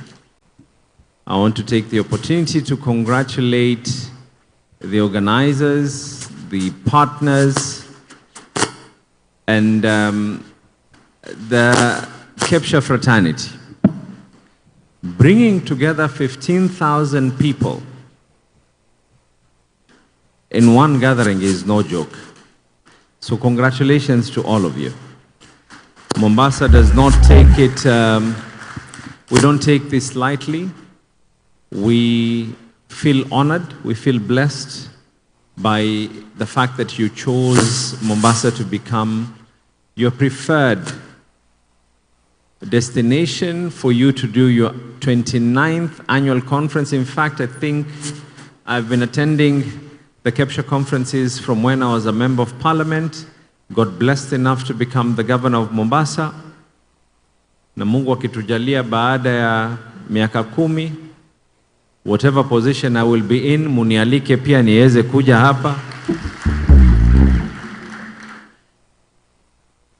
I can comfortably state one of the major reasons as to why I will always provide an ear. One of the major reasons as to why I will always be there to chip in when needed. We all grew and we all stood on the shoulders of teachers. Let no one lie to you. We are as good as those who taught us to be where we are. In the political arena, loyalty is something that is considered with a very, very high esteem. The loyalty that we have had with teachers in ensuring that our agenda moves together is unwavering. And that is the reason why you will always have my support. When we came in to office, one of the first things that we decided to do was invest in nothing else except education. As a matter of fact, one of the departments with the highest vote in the county government of Mombasa is actually the Department of Education. So we looked at the situation in our ECDs, and now we came up with a feeding program. One of the first counties in the country came up with a feeding program, 100% free of cost from the parent or the school. And we saw an increase from 8,000 to 10,000 plus students in our own ECDs. That has necessitated for us to now continuously invest in infrastructure, where currently we have almost 10 schools being done simultaneously, and that will now increase the uptake in our ECDs to even higher figures. What naturally that means is sponsorship continues until university, so that you can be someone, you can be a doctor, you can be an architect, you can be anything, regardless of where you're from, regardless of what your parents' pockets were like, regardless of economic times, regardless of your caste. This is something we're going to be partnering with the primary schools in Mombasa. I've asked the Department of Education to do a mapping, to map out where we can be able to build more kitchens. So as we are talking of the transition from ECD to primary, we can slowly start inculcating that the feeding program can also go into the primary schools as well. And I think this is something that we can comfortably be able to do. Rome was not built in a day, but eventually it was built. The changing factor, the denominator which will always be there for any change to happen to a people, to a society, is how educated they are. And our role as government should be nothing else but to facilitate that every child needs to have the best brought out of them. This year, we are coming up with the program. For those of you who are in Mombasa, you might have heard of a program called Skills Mitaani, where we appreciate and acknowledge that not everyone can go to university, but at least everyone can get some level of vocational training. These are your students who finished a couple of years ago. They might not have qualified to go to university, but at least we can be able to now train them on some level of vocational training so that we can equip them mentally, physically, and make them get ready for the job opportunities that we are hoping for with the Dongokundu and the rest. And lastly, I might have said this before, but we have one piece of legislation. Hii chair na timu yako naomba uhakikishe hawa waungwana wafuate hii sheria ya Mombasa. Na nitaomba ruhusa niongee Kiswahili ndio munielewe uzuri, pengine kwa wale ambao wanaona ya kwa Kiswahili lugha sanifu tuweze kuielezea kimakini. Sheria yetu ni moja tu.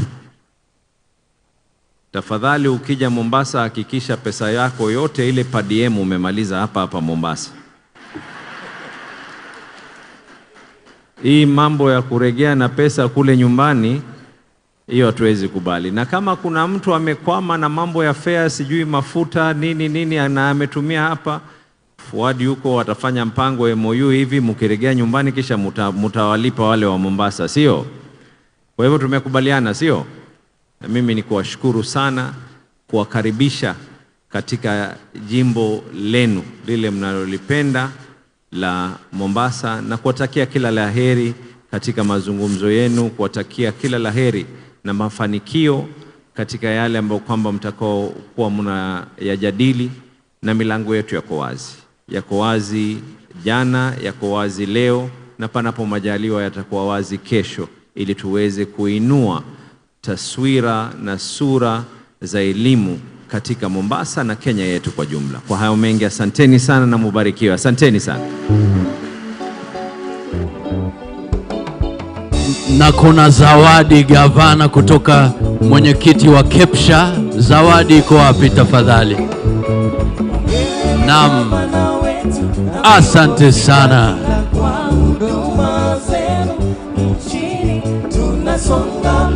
Naomba tusimame tunapomshukuru gavana wetu. Asante sana. Thank you. Thank you. Thank you. His Excellency has been a supporter of Kepsha. You have heard. He has never missed any one of our conferences when he was a member of parliament and now as a governor.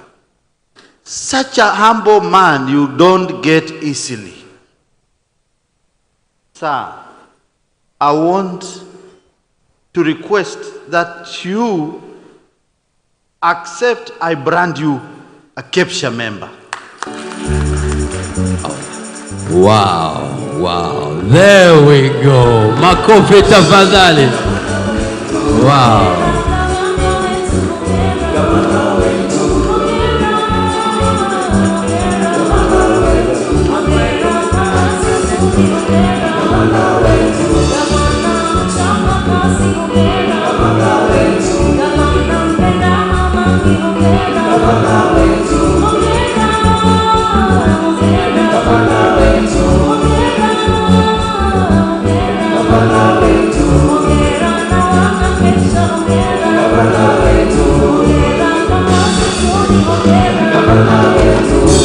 Asante sana. May I request that we put our hands together to appreciate our governor with very hearty claps. 1, 2, 3. Tena. Asante. Governor, ubarikiwe. Tunajua Bwana Governor amesema labda akimaliza muhula wake wa kuwa governor atataka hata kufanya mambo mengine. So we are requesting our brothers and sisters who are in Mombasa to take note of that. And we from other sides, when we get an opportunity, we shall come and stand with our governor just like he stands with us. Thank you very much, sir. Be blessed. Asante, twaweza kuketi chini. Asante sana.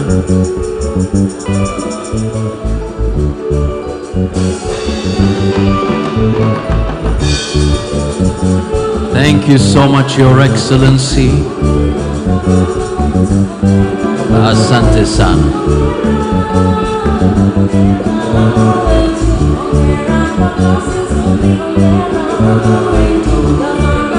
Asante sana. Thank you so much. Thank you so much, ladies and gentlemen. Naomba tu keti kidogo, tuko karibu kumalizia. Naomba Moran Publishers mje tafadhali. Karibu sana. Moran Publishers.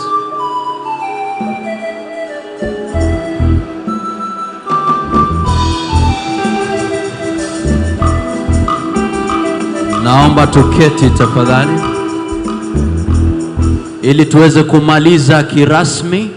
Remember, one person will be walking out of here with a brand new car. It's all about participation. 10 minutes, please. Go ahead, Moran Publishers. In the absence of our chair, the executive is here. our honorable head teachers, invited guests, let me assume the protocol that was laid before.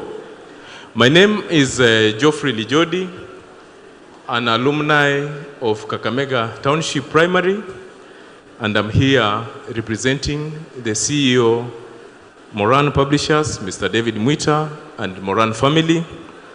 We are here as partners, working very closely with Kepsha, and today we want to,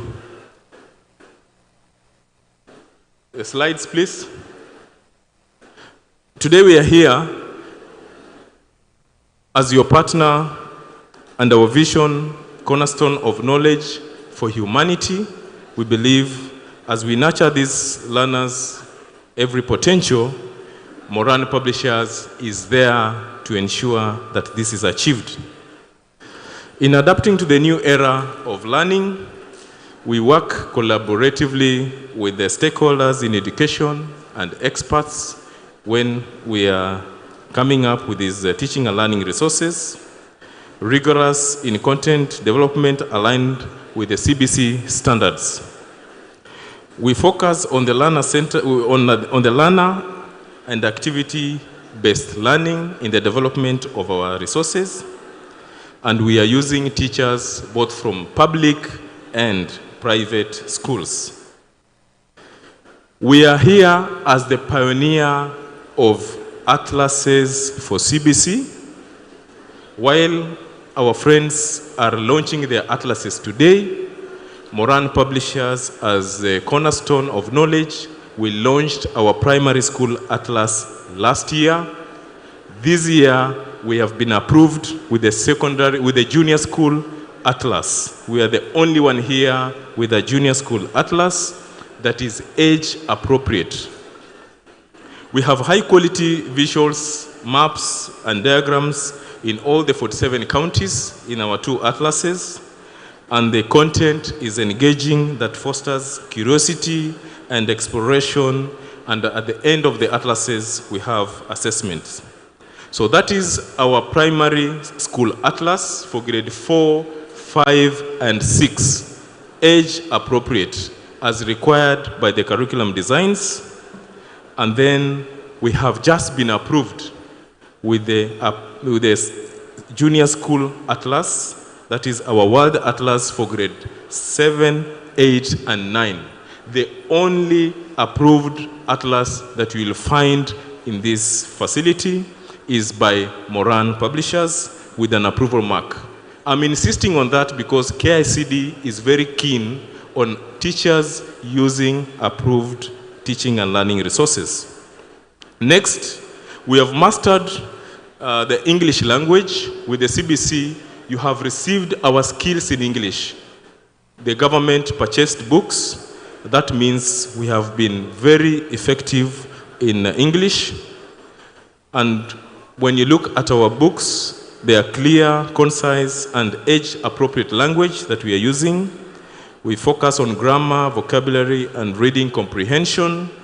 And in these books, we are engaging storytelling techniques to captivate learners' attention. We have a successful track record in the approvals cutting across. And in English, we have been very consistent. We have released books to 27 counties for grade 9. You'll be receiving skills in English grade 9 as you go back to your schools. And before the end of this year, we shall have reached to your schools. We are saying, as a cornerstone of knowledge, we have comprehensive range of resources. And those who benefited from the KPIL funds will agree. We have most interesting storybooks that we have developed. And if you look at that list, our key products that are approved, that are a solution for CBC success, include science charts. So as we stand here today, we are the only publisher with approved science charts, value readers, mentorship books, science readers, a physical health and education fundamental movement skills handbook for grade 1 to 3, junior school readers, wall maps and globe, and a variety of revision materials. So part of our mentorship books, we have Even Boys Cry, a mentorship books for our young boys.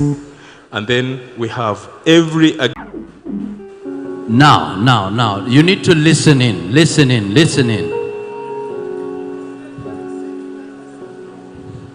You want to drive your way from Mombasa on Thursday. You need to listen to this. We won't have it on the screen. It's only for your ears. And action. Somebody posted a message here and said, I'll just read it, because to go home with a 1 million shilling worth, a car worth 1 million shillings, it's not just going to be written on the wall. So somebody wrote and said, Dear Mwalimu, you have shaped many lives. As a reward, Maridadi Motors wants you to drive back home with a reward car worth 1 million shillings. This car will be won through a computerized lottery by dialing *870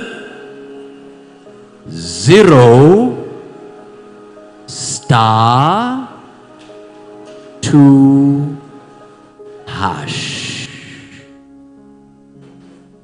You might be the lucky winner.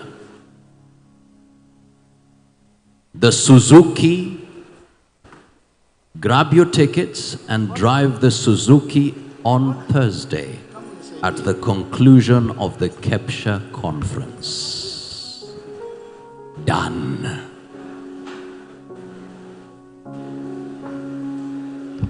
I'll repeat it one more time and we'll be done.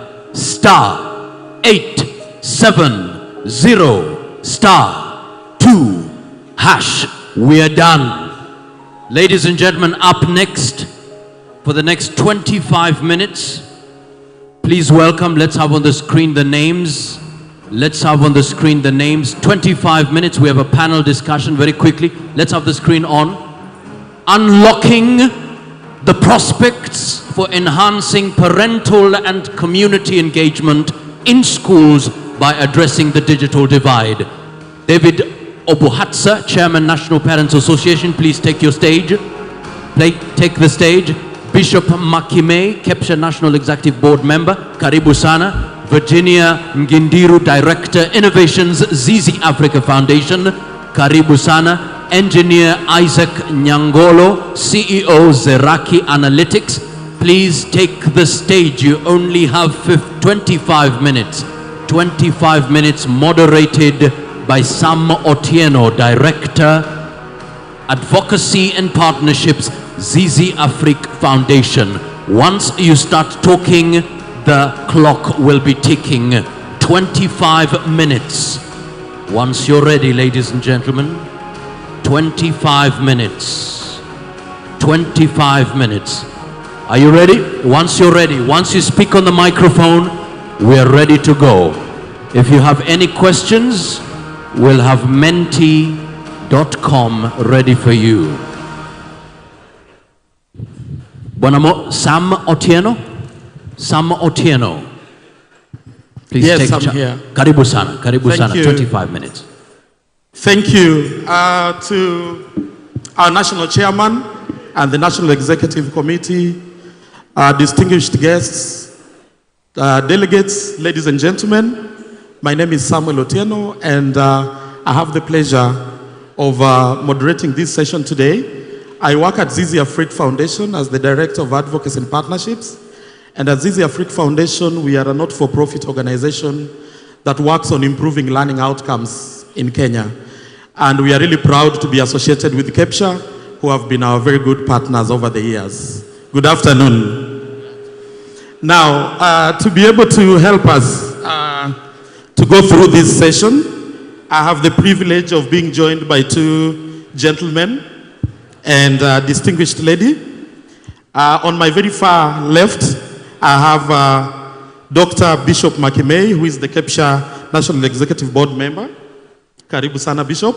Thank you. And then I have Ms. Virginia Gidiru, who is the Director of Innovations at Zizi Afrique Foundation. And last but not least, I've got Engineer Isaac Nyangolo, who is the CEO of Zeraki. Ladies and gentlemen, we are discussing how to unlock the prospects for enhancing parental and community engagement in schools by addressing the digital divide, which remains to be one of the major challenges or bottlenecks that are affecting digitalization and the use of modern technologies. So maybe very quickly, ladies and gentlemen, I'll give the first priority to the only lady in the panel, to just introduce herself very briefly and tell us, why is parental engagement really an important issue when we are talking about digital technologies to enhance learning? All right, thank you, Sam. Riding on all protocols, good afternoon. And Virginia Gindiru, as briefly introduced, working at Zizi Afrique Foundation. And partly why I'm in this panel is because I've been leading some work on parental engagement with partners from across Kenya, Uganda, and Tanzania. And simply looking at the reasons of the barriers and opportunities to parental empowerment and engagement. So by way of context to the conversation, I'll just highlight a few reasons why we feel that parents should actually be at the center of this discussion. And also, at some point, we'll be sharing some Zizi Afrique experiences in terms of this work. So we all appreciate that in the era of CBC, parents are really at the heart of the implementation.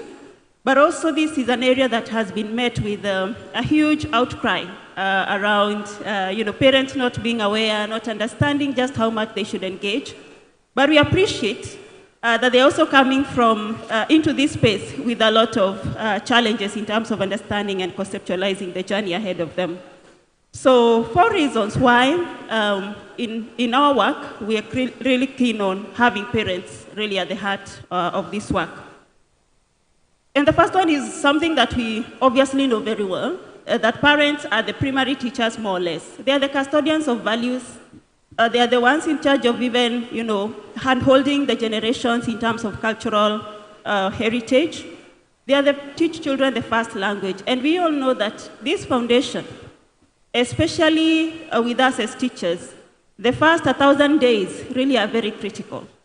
And so as we talk about the role of parents, it begins before they even come to school. These children, before they get into school, the foundation is laid at home. And therefore, we need them to truly understand proper parenting, caregiving, and all that. The second one is around the impact that these children who have the proper upbringing will have in their schooling journey.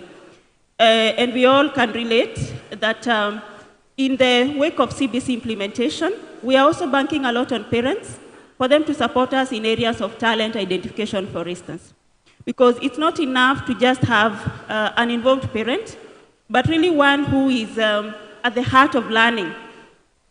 And when we think about issues of inclusion, for instance, it's not possible to realize full gains of inclusion for learners with special needs without the parents at the core.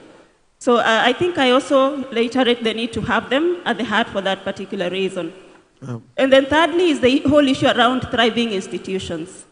If you're able to get parents to walk the journey with us, to be able to support learning at home, to be able to even be part and parcel of mobilizing resources from across the communities we serve, then we're able to have institutions that are thriving because we'll be more of partners in assuring and ensuring quality learning, as opposed to them being servants or being seen as recipients of what we are providing. So that's in a nutshell what I would say. Thank you very much, Virginia. And talking about the role of parents, I would like to hear from Bishop Makimei. You lead an association of head teachers. Where do you see the connection between the school and the school leadership particularly, and the role of parents when we are talking about digital technology in education? Thank you very much. My name is Bishop Makimei. Currently, the head teacher at Muru Town School, as well as being a member of the National Executive Board, Kepsha. I think from where I'm sitting, I would say that we can see the divide because our parents are still, majority of them are in the mentality like internet is not something for them, it's not for this, for their children, due to phobia of cyber bullies and all this. And at times it has become very difficult even trying to show them and to guide them that they need to be involved. So I want to say it's good to look at it, bridging this gap, because the gap is as wide as we'd call the gap in collaboration and linkage. So my appeal would say that our parents need to be brought on board to change their mindset and their mentality. That is very, very important. Number two, just like we call the parents to come on board and follow up on the way the learners in classes are doing, we'd like them now to come on board. And this is where I'm also saying, as head teachers, we also need to change our approach. Even the simple thing of showing the parents of how the learners have performed, I think it's high time we started looking for simple gadgets and we start projecting to them. We are getting away from paper and then we need to go paperless. So even in the simple engagement, we bring them on board. The other area on parents that would call them to change maybe is on the information. Because as simple as the gadget we call the phone, they can also come on board and help our learners to engage with the phones and do what we expect them to do. Okay. Thank you. Talking about changing of mindsets and trying to encourage parents to see the need for technology. Engineer Nyangolo, I'm interested, you working the technology for education space. How difficult or easy is it to shift these mindsets and what needs to happen? Thank you, Sam. So I'm the CEO of Zeraki, and a lot of us may be familiar. It's mainly used, right now it's used by a lot of parents, so mainly in high school. About 6,000 high schools in Kenya use it, more than 300 primary schools. And when we thought about Zeraki, the first thought about it might be that it is an exam management system, but in a deeper level, we are facilitating conversations between parents and teachers, schools and parents, and facilitating it by offering opportunity for them to have an engaged conversation. I'll give a very brief example to set up the context for the question that you asked. A few years ago, Mary Hill High School sets up Zeraki. It's during the middle of the term. They do a continuous assessment exam. Typically, the students, when they go home, is when the report form will be shared with their parents. In this particular cut, the students did not do well.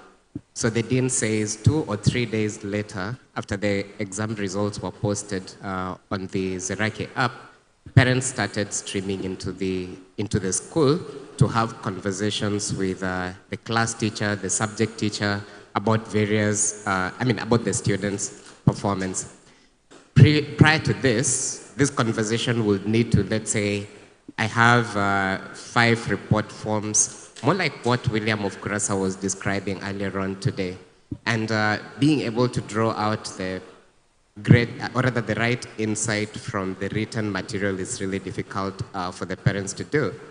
So when we step into this scenario, we realize that technology can enable that conversation, enable it to happen immediately, provide the right context and insight to facilitate that particular conversation.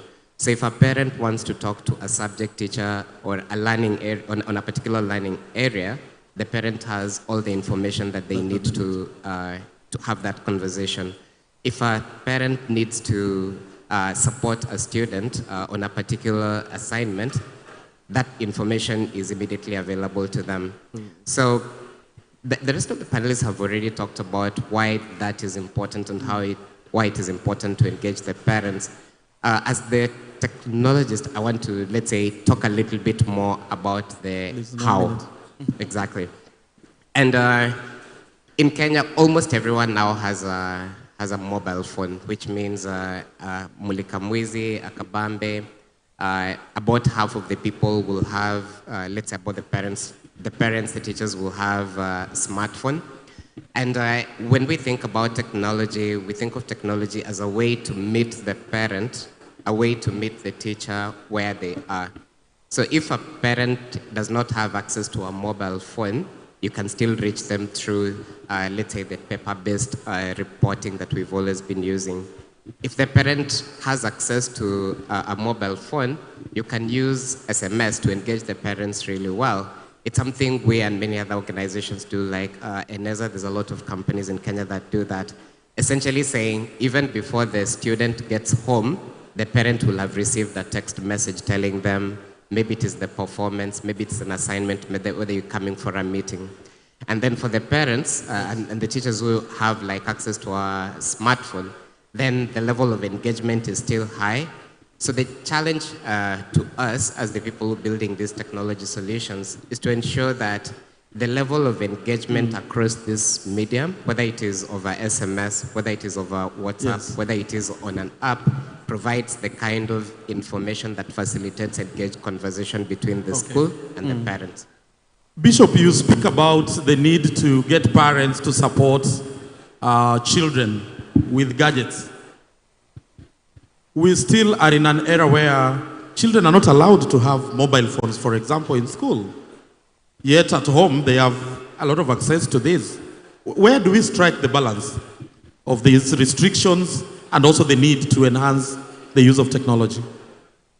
I would wish to talk to my fellow head teachers that I think it's time we changed our thought pattern, because we cannot be telling the learners to use the gadgets with their parents, and again we are avoiding them in school. I think here what we need is information to control. Just like we know any other thing that we have in school, there is a way we allow them to go to this much. So I want to buy the idea that we have also to change, because we are talking of involving internet. And we have seen even our teachers going to the classrooms, and if you see the learners following the teacher after that lesson, where the teacher was using the phone, you can see it was a lively and very interesting lesson. So that is one. The other area is we need also to bring to the attention of everybody so that both sides can support. I know there are challenges also with some parents who are saying we want to go digital, we want to go this way, and some schools are still far behind. So I want to talk of having engagement, starting from the board of management and all this. Let me give an example, because we have even banks who are here. The other day in our school, I was of the opinion that we take our parents, because we have feeding program, why don't we have it now, parents are paying through the bank, online. And then we are getting a lot of discouragement from some schools that are practicing, because the question is, are you ready to employ more staff to help the accountant? Are you ready to cope up with this? Some parents are going to con you. So I think it's the entire society that we need to bring on board, and we educate ourselves together on this. Lastly, let's do benchmarking. Benchmarking is good. Where it is working can be our teacher to show us that we can also do it. Thank you. So it's a challenge for us to be able to learn from each other. And our Honorable National Chairman, what I'm hearing is the schools need to change. Because if we keep restraining and restricting children from having these gadgets, maybe we are missing something. But my intention was not to change how you people run the schools. I'll be giving an opportunity to 1 or 2 head teachers who have liberalized the use of technology in their schools to give us an example. But maybe before that, Virginia, you do a lot on parental engagement. What is it that needs to happen to give us this leap from what Bishop called the analog way of doing things to fully embracing and incorporating technology, especially from our parents' perspective? All right. Yeah, thanks, Sam, and to also to complement the discussions that have happened here. I think one thing we must acknowledge, and Bishop here has already alluded to them, is some of the challenges that we are likely to experience as we navigate this shift. I gave a case example of recently we were in Kajiado and interacting with parents in the households on matters value-based education. And this parent asks us, how am I expected to support my learner when I'm expected to take a photo and go print, yet I don't have a smartphone and I can't access a printer. So this is just like a feel of how much inequitable sometimes technology can be. But where there's a willingness, I think there's a way. So what we have done, we've been able to leverage technology in 3 ways, and one of them is using tablets. For some head teachers who are here and who are part of Bungoma County, I think we went into that county with about 100 devices, and we worked with select schools to identify parent champions in their communities who would be the custodians of tablets, and they would form clusters of households. So this primary parent champion would open up their house for children to come in and engage with the technology, and we ensure the technology, the device was loaded with content, and through the group work now they'll be able to support each other. And one thing I want to articulate, Sam, is just how much these parents were able to own that process, such that 2 years into the program, we had still 99% of the devices still accessible and with those parents. So sometimes we worry a lot around, can I trust parents? Can I trust that it will happen? So I think if we're able to shift how we see it and get into it with an element of trust, we should be able to make that happen. The other one is leveraging radio and SMS for both learning continuity, but also as a way of sensitizing and educating parents. We've been able, during COVID, I think we saw a lot of traction, and we've gone on to apply SMS into our programming, where we have tailored messages for parents, sending them even with the ideas around which areas of learning does your child need support. And then going ahead to also send them activities that they can undertake with their children. And these are not academic tasks. It's basically guiding them on how would you support your child's learning through the just household activities they're engaging in. And through that, we were able to see a lot of, involvement with parents, and parents even now stepping up to say, and ask questions around how they can further that support. Thank you. Yeah, so I think it's just one, being cognizant that it's possible, and then secondly is really facing it head on with an element of trust. We fear that devices may get lost, may get spoiled, but I think that's something we can manage. Yeah. Thank you. And you talk about the need to have simple messages going to parents. Engineer Isaac, I'm just wondering, technology has been with us now for quite some time, so it's not a shortage of technology. We have got platforms like the one that Zeraki runs. We had the digital learning program, which did not take off, but with a lot of gadgets taken to schools. What is it that head teachers need to do? Yeah, you saved the hardest question for last. I think those of us who develop the technology need to do a much better job at building technology that is responsive and that is easy to use. I'll give an example. My father, was a secondary school teacher, under PhD, has been a teacher trainer, a dean at a university, and he still struggles to use email on his phone.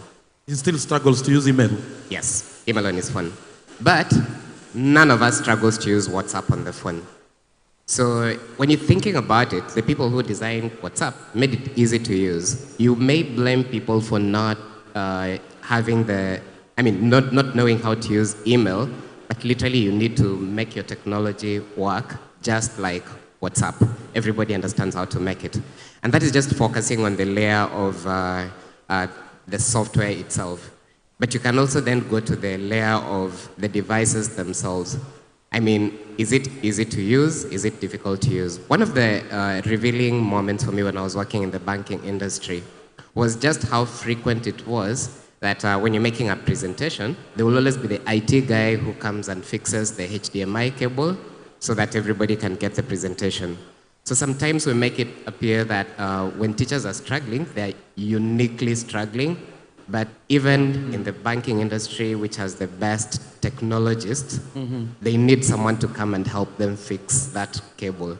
So I think we need to invest a lot in building solutions that are very easy to use, but also to just like offer as much training as is possible. And this one I put on us as the people who are coming up with the technologies. So interesting that when you make it to be a technology that requires the head teacher to engage another person as an IT support person, then you make it expensive and you make it difficult. Is there any teacher who wants to share, any head teacher who wants to share about anything they've done to liberalize the use of technology in their schools? Just one person in the audience. Johnston has a microphone there.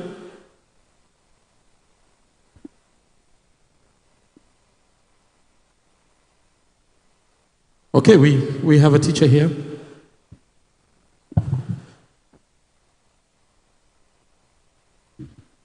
Kindly be brief.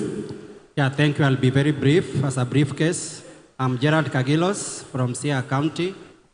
Now in our school, we have a Wi-Fi connection, and to enhance the use of technology, we involved the ICT department from the sub-county education office so that our tablets were updated to the current window version, and hence learners were now able to use them in their learning process, and it has been very exciting and interesting.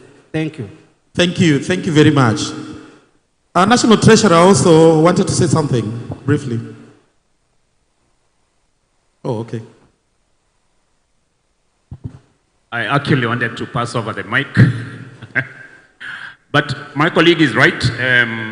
In Westlands Primary School, we managed to make every class an internet hub by doing what he has just suggested. We got a Safaricom router in the school, strong enough, from where the parents of particular classes, through their own class welfare, because it's costly. Capitation will not help you here. So unatumia akili kidogo. You devolve it to classrooms, and through parents' welfare, they give their children internet. Colleagues, you realize when parents are giving it to their children, they do it quietly and they don't make noise, as opposed to your office. So all classrooms became internet hotspots that way. Then from there, the other component, now you have internet. The components are three, and they are a challenge. The internet, the device, and the content. So we went for the device, and that one was the easiest. The school has 170 LDDs, learner digital devices, provided by the government of President Uhuru Kitambo Sana. They still work, but we had to adjust them, just as Mwalimu has said. And finally, content. KICD has the best content online. And then, of course, the good old Google Scholar. And usichoke sana, ukishaleta internet and device, wachia our Gen Zs and Generation Alpha wakuonyeshe how to learn. Thank you very much. Thank you very much, Bona Treasurer. I think that is the time we had. And really, a number of things have come out. It's about embracing technology, shifting norms, engaging parents, but also making sure that the providers have got platforms that are easy to use, and of course leveraging what already exists, which are the materials that KICD already has. As Zizi Afrique Foundation, we are committed to supporting head teachers who want to innovate within their school. So make sure you visit our stand, but also get in touch with us. Otherwise, to take this opportunity to thank my panelists. This panel was supposed to take 45 minutes. And I don't know the formula Johnston used to cut the 20 minutes off, but we really hope that it was a panel that was enjoyable, and we hope to continue the conversation. So thank you very much, ladies and gentlemen. That is all the time that we had for this particular session.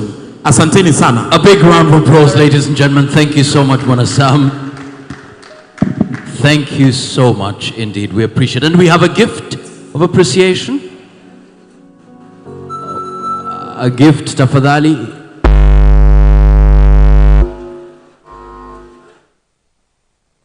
A gift.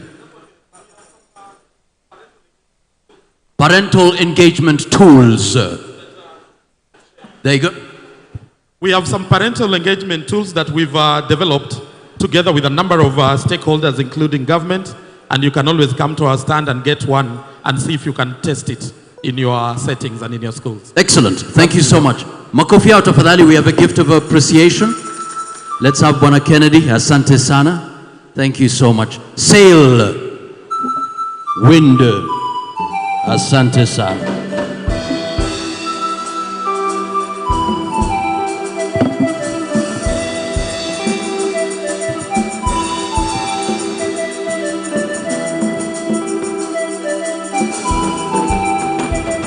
Thank you so much. Thank you so much.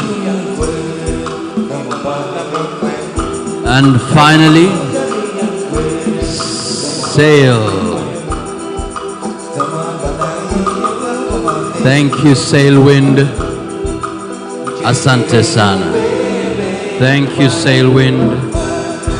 Thank you, Sailwind. Asante sana. Makofi out of Adali. Thank you so much for your patience. I want to appreciate Dr. Purity Ngina is here. Makofi yake tafadhali.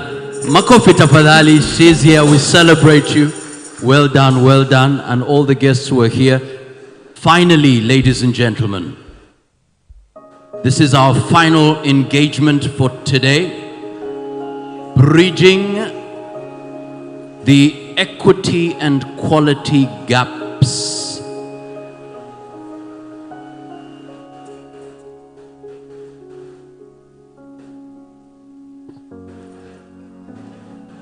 The Regional Director, Education, Coast, Bwana Midhamo uko hapa. Makofi yake tafadhali. Atatuzungumzia tutakapo karibia kumalizia. Kwa sasa, for the next 10 minutes because of time, bridging the equity and quality gap. How transformative leadership in digital education can drive sustainable junior secondary education. Please, a big round of applause to Helen Avisa and Michael Ngacha, Directorate of Junior Education. 10 minutes, please. Go ahead.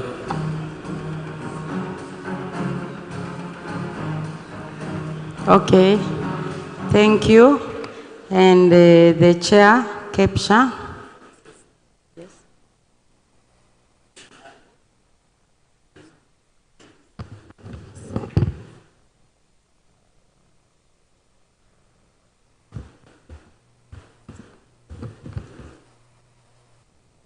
Okay, thank you very much, the chairman Kepsha, and our distinguished guests, ladies and gentlemen. Good afternoon.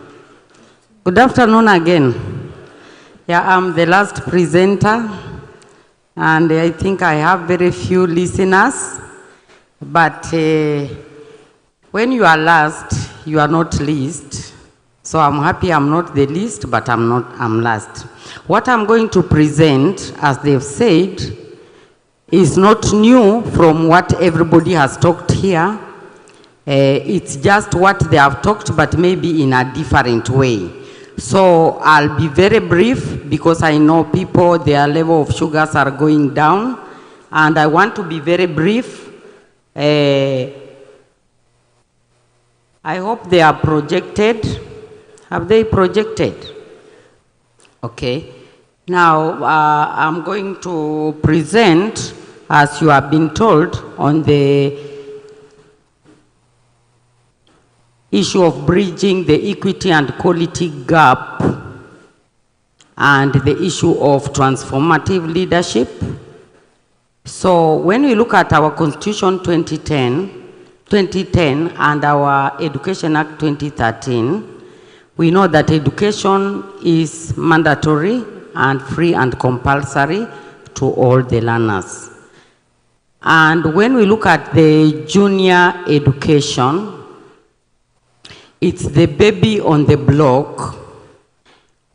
And this junior education, we started implementing it, junior school education. I just want to correct something. We keep saying junior secondary education, but it was changed to junior school education.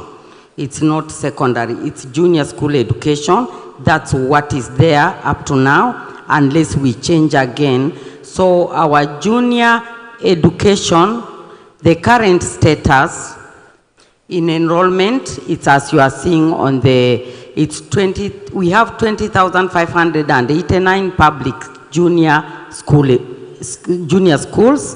and the enrollment is 1,985,117 learners. That is desegregated to girls and boys, as you have seen. And what is the role of government in this? The Minister of Education gives 15,042 per learner. They give the textbooks, infrastructure via KPIL project. Right now we have built 11,000 classrooms going on, and we are targeting 16,000. Now, when we talk of challenges in equity and quality at junior school education, we are looking at the regional disparity, maybe those learners in rural areas, the economic barriers where we have hidden costs, and that goes to maybe uniforms and other materials which limit access for low-income families. Therefore, you find some of our children are not able to access the junior school education. We have gender-based inequities, where mostly the girl child is disadvantaged, and also the digital divide, a challenge of digital divide, where we have lack of digital access in rural areas and pockets of poverty. The head of primary school education and junior education in Westlands has just talked about this.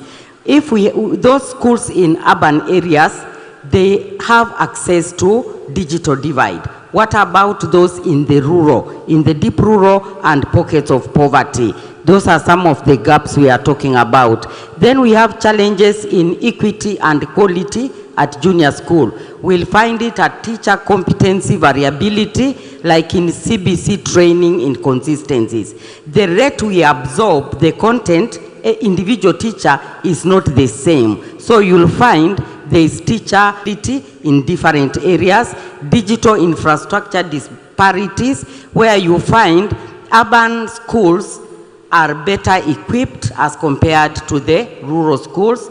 Then we have educational outcome variability. There is a difference in training, resources, and facilities. So it makes that equity and quality challenges in junior education. And then we have inadequate facilities. There is lack of basic facilities in some schools, but others have.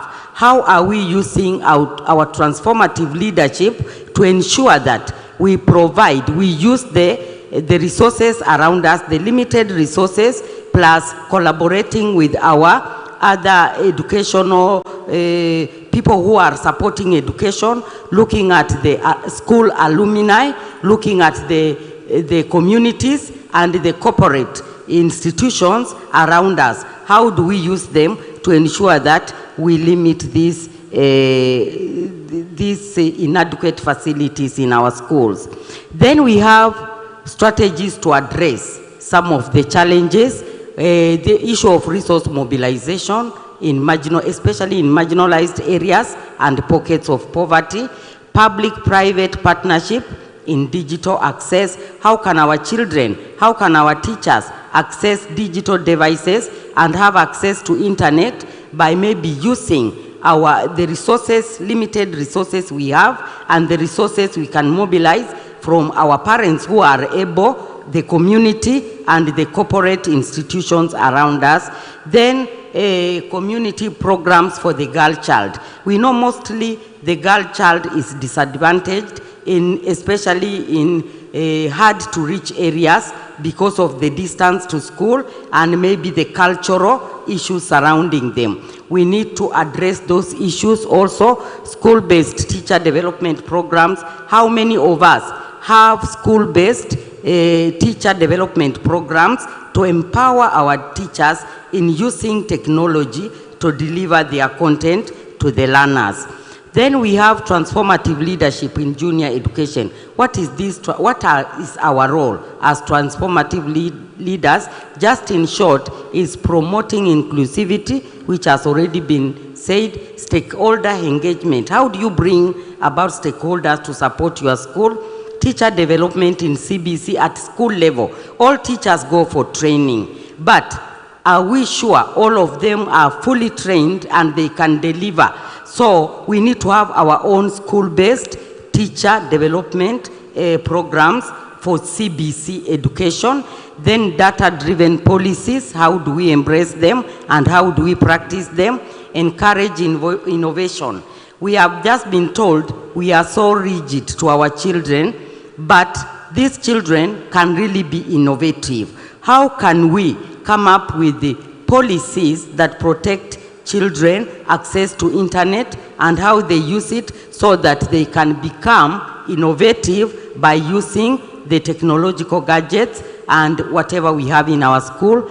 We have to empower also the communities around us as far as children using technology and access to technology, and then advocating for resources from government, from private partners, from NGOs. How do we advocate for our own individual schools? And then how do we ensure our accountability? We need to be accountable. So opportunities in digital learning at JS, we have digital education. First, the benefit is to bridge the geographical and the social divide. Then two, Ministry of Education through NEMIS. We are aware of that, but maybe there are some challenges which us as transformative leaders need to overcome at this time by finding out how do we address this. Then we have KICD digital resources. As the head for Westlands has said, KICD has the best resources.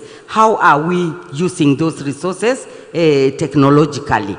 Then the reflective steps for transformative leaders in digital education. One, you must establish a digital vision for yourself, advocate for resource allocation, promote teacher training in digital skills at school level, develop locally relevant content for your school using the curriculum that is provided, strengthen infrastructure in remote areas, engage parents and communities, implement safe technology policies for your schools, and promote digital inclusion, and so on. So my conclusion and call for action: our goal is to achieve equitable, high quality junior school education. What is the key actions? Integrate digital tools, conduct readiness assessments in your schools, and foster innovation. Allow teachers and children to be innovative. Then final thought, transformative leadership with digital support can bridge equity and quality gaps for sustainable education in Kenya. So thank you very much for listening to me. I said I'm the last presenter and the sugars have gone down. Thank you for listening to me. Thank you so much. We appreciate you, Asante, and we have a gift that kindly call upon Wanamesha Roche, Asante sana. Makofi yake tafadhali. Thank you so much. We informed you we have one final presentation, ladies and gentlemen.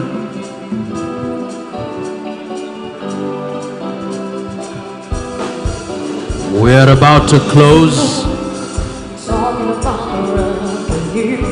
Thank you, Sailwind, Asante sana. Thank you so much. Balancing tradition and innovation. A school head's journey in leading the technology-driven transformation. Ladies and gentlemen, eyes on the screen. Eyes on the screen. She is a distinguished leader and visionary in science, technology, engineering and mathematics, STEM education with over 30 years of experience. She has risen through the ranks from a classroom teacher to chief principal in top Kenyan schools and is a published author of biology textbooks. Her dedication to advancing STEM education reflects her commitment to empowering educators and students, laying a strong foundation for Africa's future innovators and leaders. Please welcome the Center for Mathematics, Science and Technology Education in Africa, Semester CEO Jacinta Akatsa.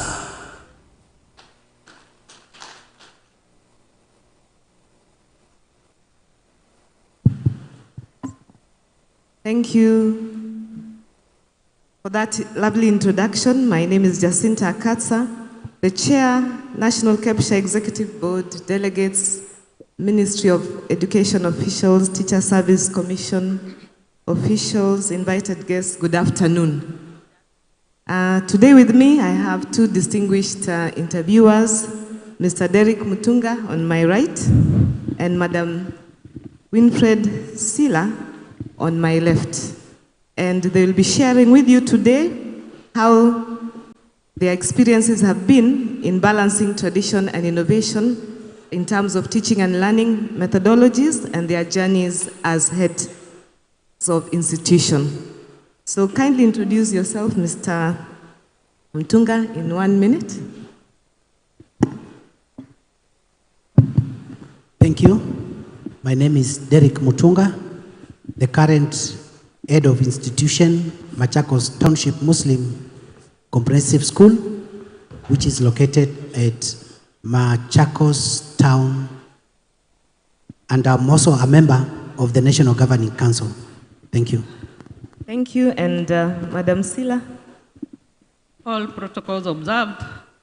I'm Sila Winfred, head of an institution, Onoa Comprehensive School, in a public institution, and also a member of Governing Council, Women Rep nationally, and also a member of ASK Show. Thank you. Thank you. Now you're wondering why we selected these two very committed individuals. We visited their schools, and one school is in Makueni and the other one is in Machakos. And we found that they were integrating ICT in teaching and learning and also had other projects that were innovative, moving a little bit away from the typical traditional methods of teaching. They had different activities in their schools that we thought would be interesting for them to share with you. So I'd like them to, again, in 1 minute, just tell us a little bit more about their schools. Madam Sila? Thank you again, Madam. My school is integrated with 1,020 learners, with 108 learners with challenges, which we cater for. Thank you. Mr. Mutunga? Thank you. My school is Township Muslim Comprehensive. We have a ECD center, we have primary, we have junior school, and we have a unit for the mentally handicapped. Our total population is 1,263. I have a population of 31 teachers. Thank you. So they both have innovative and ICT-related or IT-related projects. And in 3 minutes each, I'd like them to tell us about their various projects in their schools, both non-ICT or traditional, and also innovative and IT methods. So we'll start with you, Madam Sila. In our comprehensive school, we have a science lab, we have a school library, we have a poultry keeping, we have a tree nursery, we have a fiber which ensures that our learners learn integrated in IT. We have also ICT lab, whereby our learners come to learn, inclusive of their parents who come on the Sundays and they are taught about ICT. Thank you. Mr. Mutunga? Thank you. Some of the innovative projects that we have in township is that we have a major ICT hub. We do have tree planting. We have kitchen gardening, and we have a lunch program that feeds over 1,000 learners. Thank you. Thank you. I'd like to also ask them how they have involved stakeholders to be able to achieve these particular milestones. Mr. Mutunga, we'll start with you. Thank you. I want to start by saying that these projects, I met the Board of Management, and they supported the project. They donated some computers. I also involved the area MP, who also furnished the computer lab with the furniture. Thank you. That's wonderful. What about you, Madam Sila? How have you incorporated stakeholders? We have involved the stakeholders in our institution. We have been given 150 poetry by our county MP, Madam Rose Museo. We have also gadgets which are functional, and our teachers are champions. We have 4 teachers who are champions of ICT, and they teach the rest of the teachers so that they may teach interacting with the ICT with a lot of confidence. Thank you. What motivated you to get into these IT methods, Mr. Mutunga? Yeah, thank you so much. I want to say that we are living in a technological world. We have the CBC curriculum, which as one of the core values is digital literacy. And therefore, to keep our school alongside with the CBC, we began the ICT lab.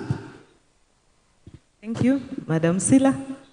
In our institution, what inspired me, I wanted our learners to open their minds so that they may interact with the gadgets with a lot of ease. I also wanted to incorporate the STEM because it's in our CBC. We also wanted learners to learn hands-on so that they may be able to do it because they may be able to remember well when they do it themselves. And also we wanted to learn to nurture the learners' talents and to make the school a beacon of excellence. Thank you. Wonderful. What challenges do you face, Mr. Mutunga? Well, in the ICT program, sometimes we have power outages, and that disrupts the timetable for the day. We also sometimes have weak connectivity with the Wi-Fi that the school installed, but we are managing, we are overcoming the challenges. Wonderful. Madam Sila? We had challenges of digital divide. Teachers' training was to be made visible because most of our teachers were not ICT compliant, so we had to invite someone so that it may come and teach the teachers so that they may interact with the gadgets. We are also we were not also safe with the cyber security, whereby we used to take our data to the cyber in the market, and then we felt we were not safe. And also we had limited gadgets, and the teachers were also struggling with the digital technology integration. Thank you, thank you. I'm really trying to keep within the 10 minutes.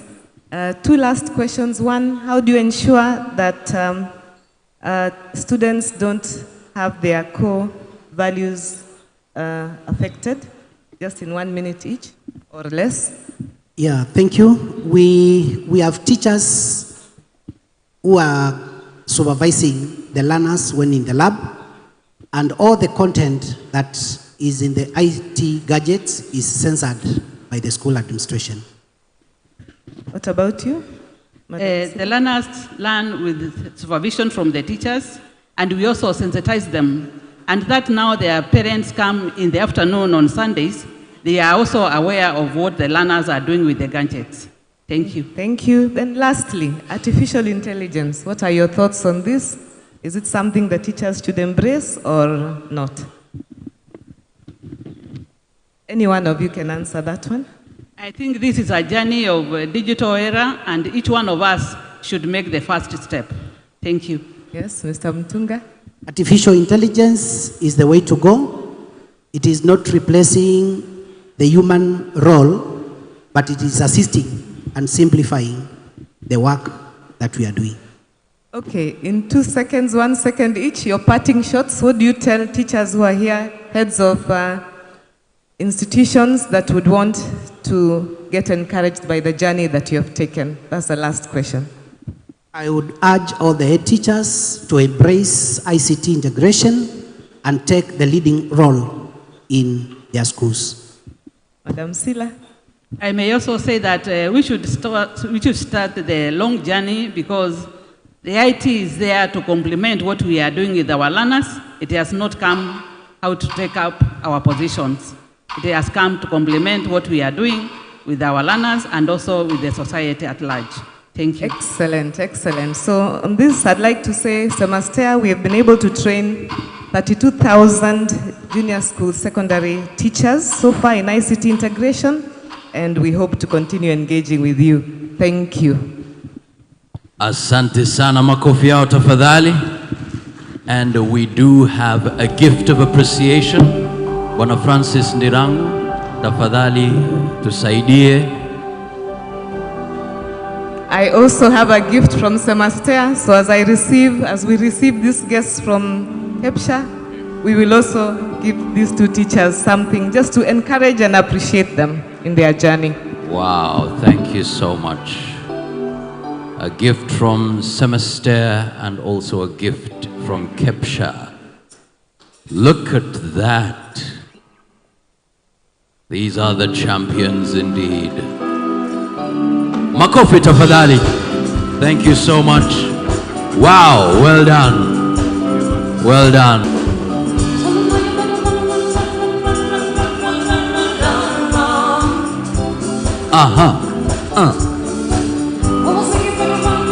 Wow. Sailwind Band. Thank you so much. Thank you so much. Thank you so much. Asante sana. Ladies and gentlemen, we've come to the end of our engagement, but before that, final announcements.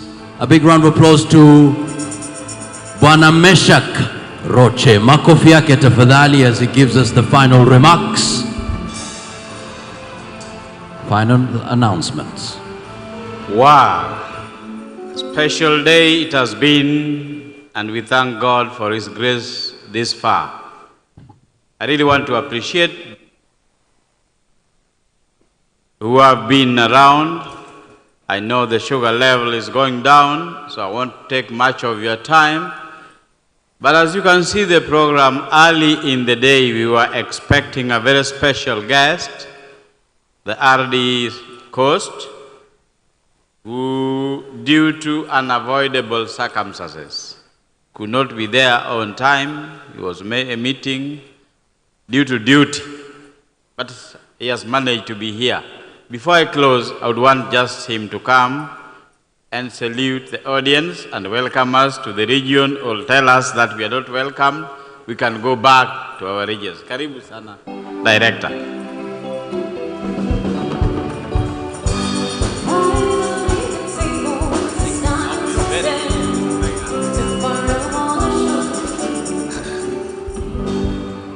Okay, thank you very much. I can see my colleague from the Ministry of Education, the head of Directorate Primary, with the delegation that accompanying him, my colleagues from the Teacher Service Commission. We have got the Keynote national officials led by the Keynote chair, all the invited guests, and the delegates. Good afternoon. Yeah, I said better late than never. And I was to be given 10 minutes, but now I just want 1.5 minutes. Why? Maybe I need to say my name. My name is Joseph Midamo. Currently, I'm the acting regional director of education, Coast. With that, allow me to welcome you to Coast Region. In Coast Region, we have got 6 counties, starting from Tana River, we have got Lamu, we have Kilifi, we have Mombasa, the one that you know very much, we have got Taita Taveta, and we have Kwale. And the counties are very diverse. And therefore, I'm requesting the delegates, please don't only concentrate on the beach. In the Coast Region, this is one of the places where we have very rich wildlife and sometimes for the park fee to enjoy them. They are all over. And we also have the Swahili Kasha, we have the delicacies from Coast. Please make sure that you enjoy them. Remember, people save. People travel from all over the world to come enjoy what we have here. And I think the planners of this conference are very good. They have decided to give us time to enjoy that. So make sure that before you go, by the end of this, make sure that you enjoy that. Let me not forget the officials who decided to bring the conference to the Coast Region. We are very hospitable and we are welcoming you. I'm also going ahead to welcome the delegates. Also create time to come on your own. Anytime you come, we are ready to receive you. And unfortunately, I don't know how many head teachers from Coast Region are here because I wanted them to stand so that if, for example, you have missed a place to sleep, they can very easily guide you. And I'm sure they are going to do that. And if the last resort you cannot get it, I think Ali can even accommodate you in his house. So with that, ladies and gentlemen, allow me to stop there. Karibuni sana and feel at home.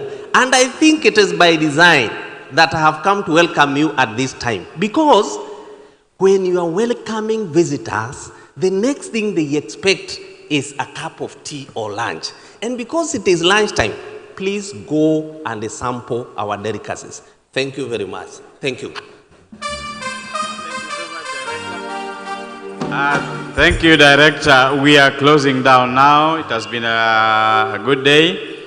Tomorrow, you have realized one thing, that we are very keen on time management, courtesy of our able brother Makazi.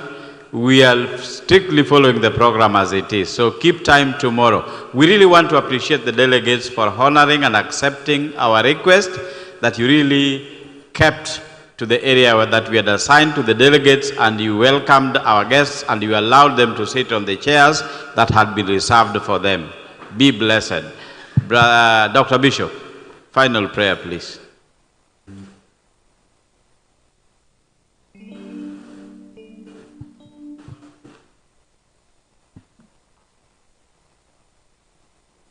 Kindly let us be upstanding. We close. So let's bow for a word of prayer. Heavenly Father, we thank you because in the morning we asked you to be with us and to give us a smooth running of our program. And for sure, we sincerely thank you because you've given us the grace. Thank you even for that excellence in timekeeping.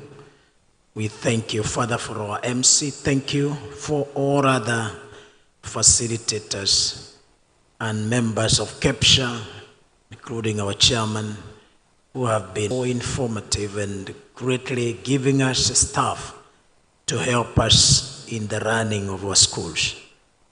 We thank you for the flow of the theme, and we thank you, Father, because from here we'll be better workers, better managers, and we thank you for that. Thank you for our main guest. We want to take this moment to bless Mombasa County and all the coastal areas. We pray that you remember our brothers and sisters, because the Bible says that where our feet will touch, it shall be blessed. We touch their soil with the words of blessings. Remember them, protect them. And we also pray as we leave this hall now, give us grace in all our respective areas of visit, residential areas where we are. We pray that you protect us, May these temperatures be favorable. And may your people be blessed even as we come again here tomorrow morning. We bless you and we thank you, our Father and our Creator. In Jesus' name we pray. Amen. God bless you. God bless you. Kindly our band give us a number. Tujinyooshe as people are leaving. Kabisa. Tupatane saa 2 asubuhi, 8 a.m. Asanteni sana. Sailwind Band. Asante sana.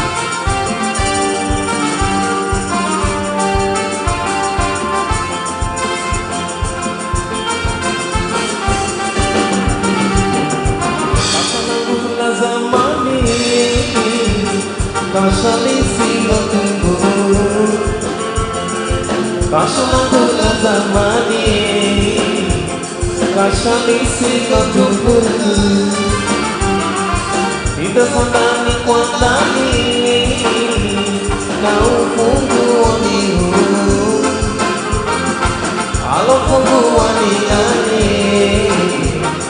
Amenifunda makuu.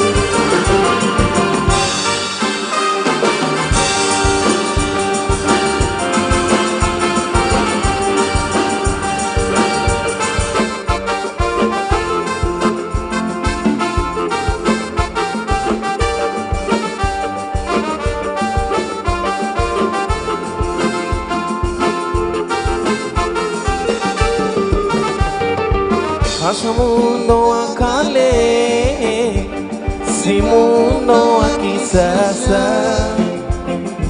Kasha mundo wa kale, si mundo wa kisasa. Ni kazi ya watu wale, si banyani wa Mombasa. Usifanye makelele, melipa mengi mapesa.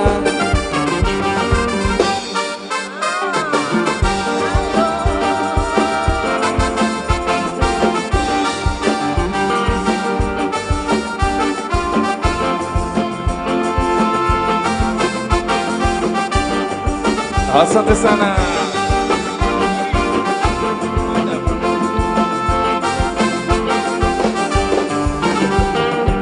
Kasalamu kanafu, madhubuti sawa sawa. Kasalamu kanafu, madhubuti sawa sawa. Lenye harufu ya fuu, kila ukilifungua, lanukia karafuu na waridi lisotiwa.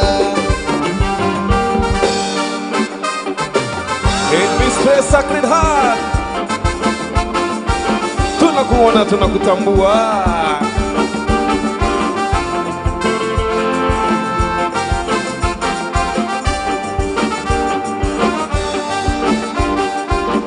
Siri Rwanda.